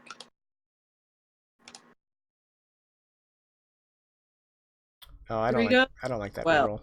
Okay, that's the pot against you in gold. Okay. All right, Fenrir, you get to go first. So he just looks at him drawing long sword, and he says, "Just so you know, I am favored by the gods, and they have a tendency to blind my foes. So here's hoping." And then he Here's hoping. How to announce digs his down, strategy. taking. After his talk with his sister, he's kind of started to get a little bit more serious about this. His drinking's waned a little. But he needs to get. He knows what is at risk, and as his bonus action, his rage is unbound.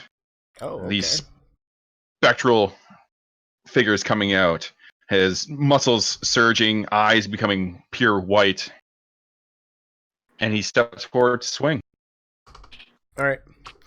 So since there's no movement involved in this combat, I went ahead and just moved to your stat screen so everyone can get a nice, good look at Fenrir. And then I put the turn order on top of the text. So Sweet. But longsword rage. Here we go.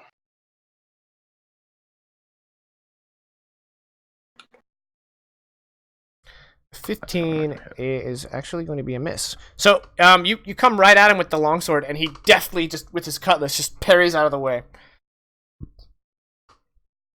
And then as he parries it, Fenrir kind of uses the parrying motion to kind of switch his body and come with more of a scything attack. And hopefully this one will actually find purchase. It does. You cut into his clothes. Don't quite draw blood yet.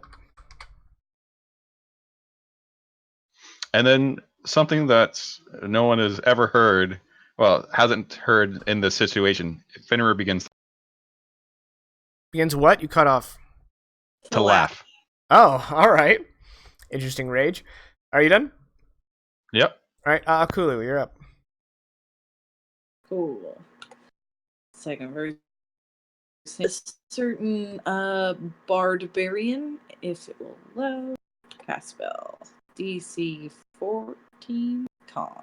Blindness, deafness. Okay. He has a +1 con. Sorcery point not to ignore the verbal component. Okay. Which is the only component. So you just blink and he's blind. Unless. Yeah. Yeah, alright. He's blind. How long is that? Yes! 1 minute.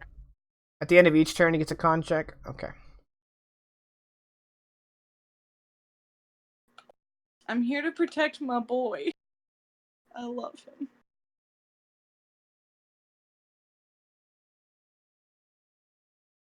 Alright.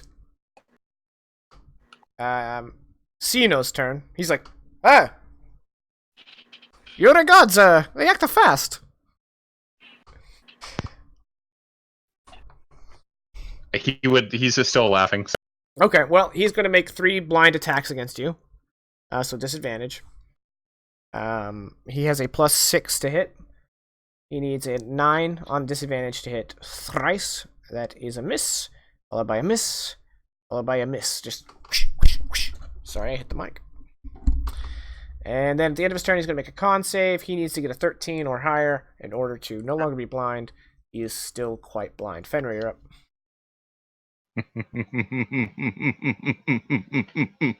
Filthy cheaters. That's what this group is. Fenrir doesn't know that. Still has no idea that's anyone else.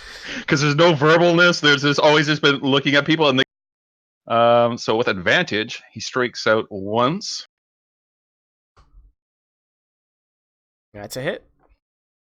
7 slashing. Once again, you cut into his garish purple coat.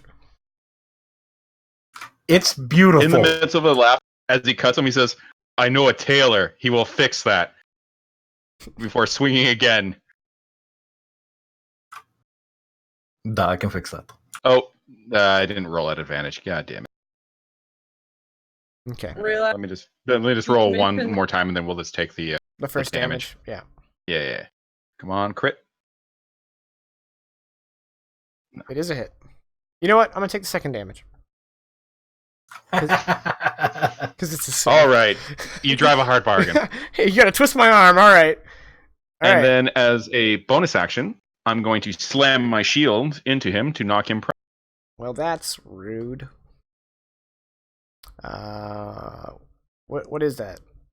What is it it's an athletics or acrobatics, his choice.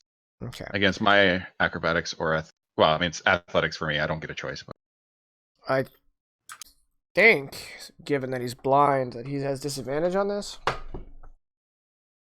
I think if he don't chooses... think. I believe. I think he has edge on. You are. I think it's cutting in and saves that out. he has. Yeah, it just says ability checks that require sight automatically fail. Okay. Then yeah, he's gonna go ahead and use acrobatics. The guy only has one eye. He's used to his other senses. So you got a 14. He got a 13. So he is now also prone. Not that it really matters. I'm just Right. Yeah. All right. Kulu, do you want to interfere some more? Actually, that's a good question. Let me double check that I can, without drawing too much suspicion.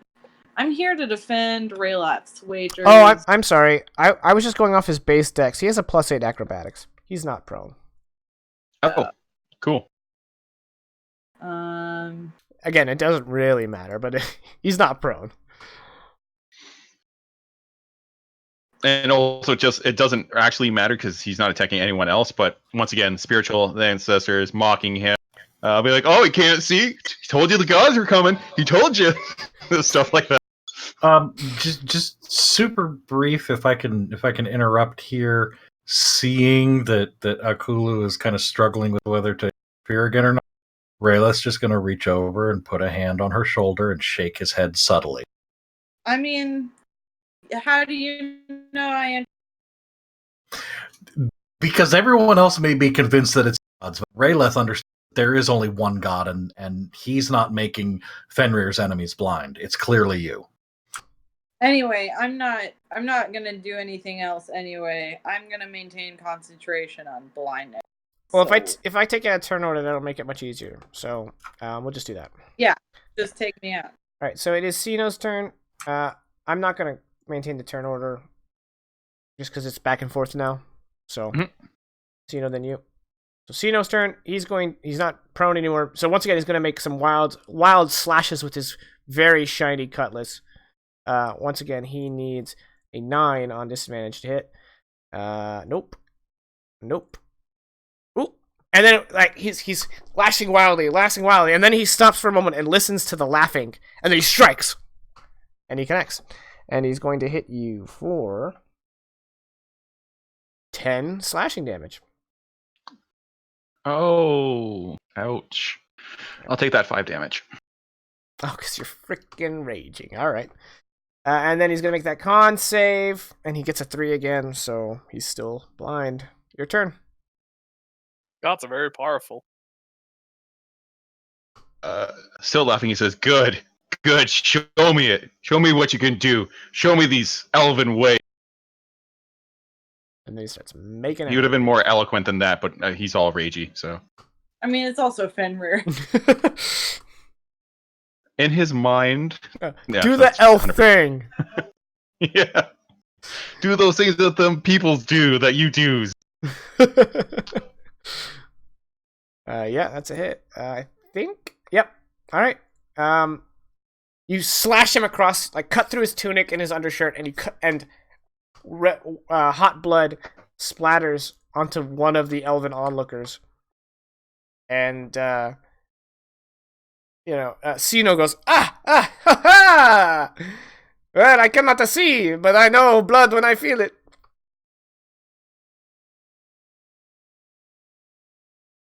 I wonder. And then the spirit fade. He says, I wonder if the gods would be so kind to us, grant me sight in my last good eye. Alright, but then he's gonna make a con save, you big bully. Aha! He did it! It's too obvious if it just relinquishes. Right. Well, he actually did save. He got a 13 on the nose. So I thought he's he like, needed a 13. yeah, he has a +1 con. It's 14. Yeah, I thought you needed to roll a 13. You guys are right, so he is still blind. He kind of like, he fumbles around. Actually, no, he's got muscle memory down. He just deftly sheaps his cutlass and he goes, well, blind or no, I'm a man of my word. And then he turns, does anyone speak Elvish? Do not. Nope. Okay, I keep forgetting to ask you for the language I'm missing out of my background, but I doubt it would be Elvish. So. Right, yeah. Highly unlikely. These are the only elves in the north, and yeah, you've never interacted with them until now. Oh, well, he turns to the closest crewman and kind of like does like one of these, like patting around for him, and he finds one of them and pulls him closer, and he starts giving him orders in Elvish. Gods, if you are listening, please remove this affliction from this man. He fought honor. And then waits. Right. Well, let's do another save. Yeah, it lasts a period. Oh, I got 19. That was okay. 19. So he's like, there we go. All right, there. Well, you fight well, and I am very interested to hear about this alliance you speak of. But for now, you and your crew shall be my guest. Do you wish to ride in your vessel or mine? Can I roll insight to tell if he's being truthful? Yeah. Thank you. Fenrir is just going to hold out his hand. Like, kind of like a warrior's, like, shake. He takes it, and then you now see this, like, huge ruby ring he's got on his hand. Insight 10, he doesn't seem dishonest, but he does seem like this was always his plan. Like he's still winning no matter what? Yeah, like, you're not sure what to make of it, but it seems like he just was, like his men don't seem to be reacting any differently. There's no surprise on their face. The only thing that happened was, that Dragonborn got 9 gold. And the elves are just kind of resuming what they're doing without any That any pause. Hakon is gonna lean over to our Jarl Fenrir and is gonna say, I do not know the customs of these elves. Do you think I could ask him to spar with me? To spar with me? He's right here. You can just talk to him. Hakon takes that as permission then. And he's gonna ask, I've seen you fight, even blind. And I would like to try my mettle with you. Just a small sparring match. Ah, my good man, I would love to cross swords with you, but I do not like to start a duel with a cut tunic. Let us get back to where we are going, and I shall find a new attire. Perhaps then we shall cross steel. Motions towards Raelith. If you need it fixed right now, I have the best tailor in all of Suderhofen right here. Well, perhaps I shall contract your services. Here. He just kind of pulls off the coat and throws it to you. You shall be rewarded if you make it look just as new. You are muted. I can fix that. I love how the elf told me I was muted. Exactly. Yes. Alright, my new friends, let us go.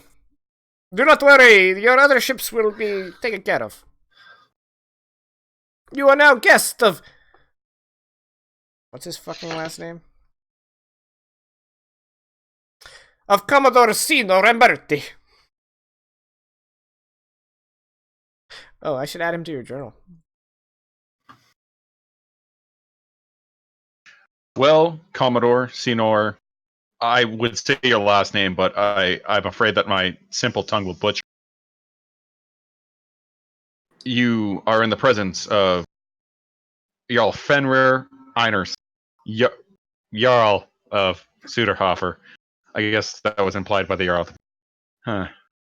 Kind of like that deflating moment as he just realizes he fucked up. You, sir, are the finest human fighter I have ever had the great pleasure of crossing steel with. I would say the same thing, but for elves, but you're the first one I've actually fought. So, I mean... Well, maybe you will fight more, eh? You can never tell with Dalmare. And he kind of has this hip swagger when he says that. As mentioned, I came here hoping to make friends, not enemies. So, if it is a friendly spar, I am glad. But hopefully it will not be anything beyond that. So, his ship unfurls its many sails, and you guys notice one of the mages. You ever forget a key element of the story, and then when it comes up later, you're like, oh crap, I forgot to mention that. Nope, never. Never. Never. Nope. Not even once. All right. Well, you do notice a mage. I gotta fix. Cool. You notice a mage kind of standing in the middle of the top deck, and he's casting all kinds of spells. And like you see like magic kind of hitting each of the sails. And you guys start heading towards another island, a small island covered in dense woods. But you know, it's not very large, maybe a couple 100 feet wide, a couple 100 square feet. And they're towing your Lagola, your longship, along with them.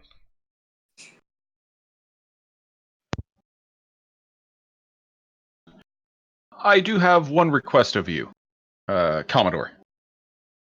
Speak. Would it be possible that the other ships are allowed to return home?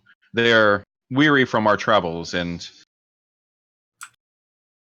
Yarl. Oh, you will leave with your ships. Do not fear.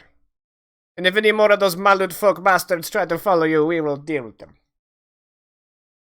oh, I just do not want to impose on you. That's many mouths to feed, whereas you could just deal with one ship, my ship.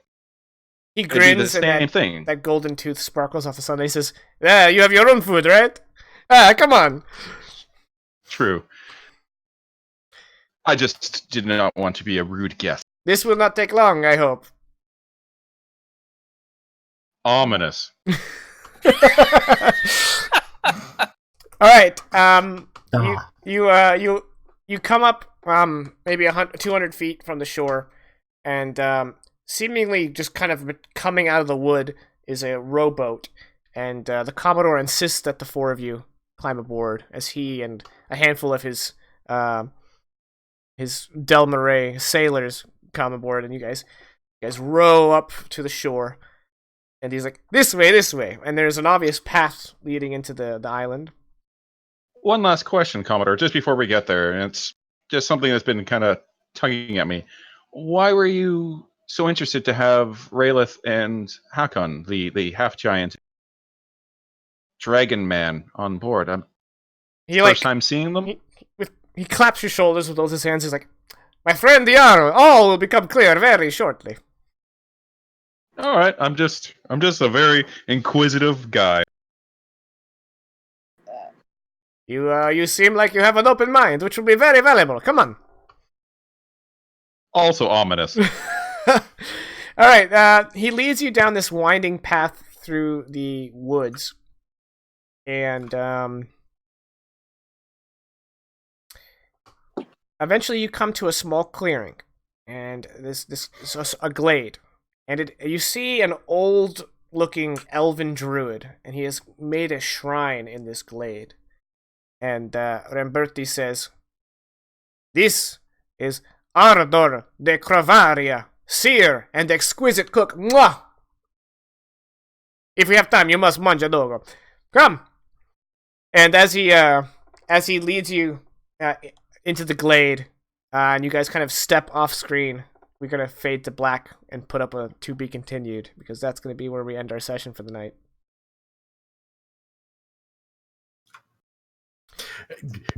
As fading to black in Draconic to Akulu. Oh shit, they're gonna murder us. All right, so that's the session, everybody. We're gonna go to our shoutouts. So let's do that. I'm gonna do it in reverse order. So we're gonna start with Vegas. Oh god. You're up. Oh god. Okay. Follow at Dire Roll on Twitter. I'm kind of stealing a little bit of other people's thunder here, but I'm going to throw it out there anyway. Follow at Dire Roll on Twitter, because it's where you're going to find the best news to keep on track with us.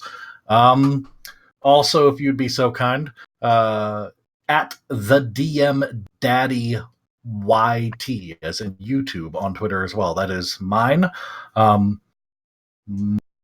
The daughter and I, Squishy, have rolled up our character. The final prep for the first couple of sessions is done, and we have recorded session 0 of an upcoming D&D duet podcast of Daddy-Daughter Dungeons and Dragons.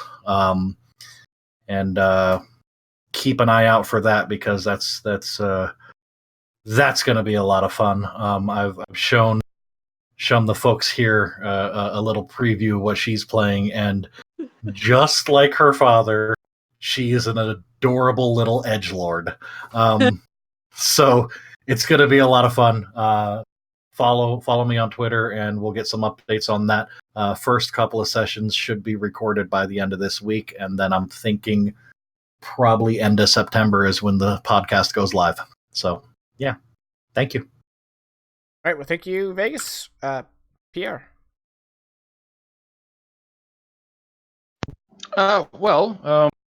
Check me out on Twitter. The next couple of days, I will be posting.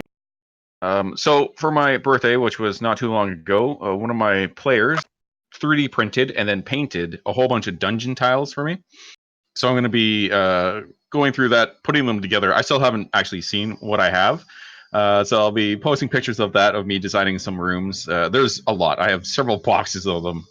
Easily they put like 200 hours into painting and printing. Like, this is crazy. So I'm going to be doing that.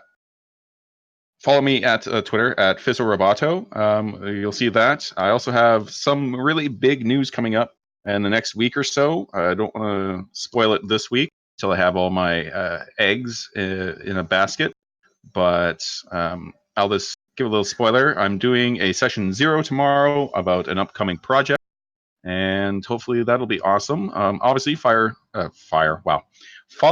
at Dire Roll and all these other lovely folks. I hope everyone enjoyed tonight, and it's finally nice to see some rolls going my way because I had a session last night as a DM and I rolled 15 natural ones within the first 2 hours.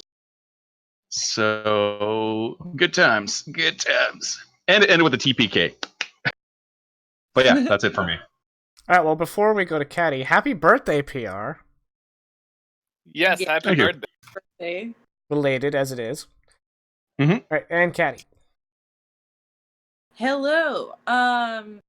As usual, everyone else, or I would do the usual, follow us on Twitter, but everyone else seems to have that one covered. Follow me on Instagram for art stuff at Caddy, CADDY _Wampus, WAMPUS _art. Hopefully you know how to spell that. You can also follow me at Bookward Bound. I talk about books and D&D and my knitting club, colloquially referred to as Shame Club, and I'm a big crafter, so hopefully I'll be able to update y'all on some of the random knitting things. I've just about finished like 300 products. That's not literal. Otherwise, stay safe. Follow us on Mixer or Twitch, wherever you want to get your D&D podcast stuff, and keep in touch.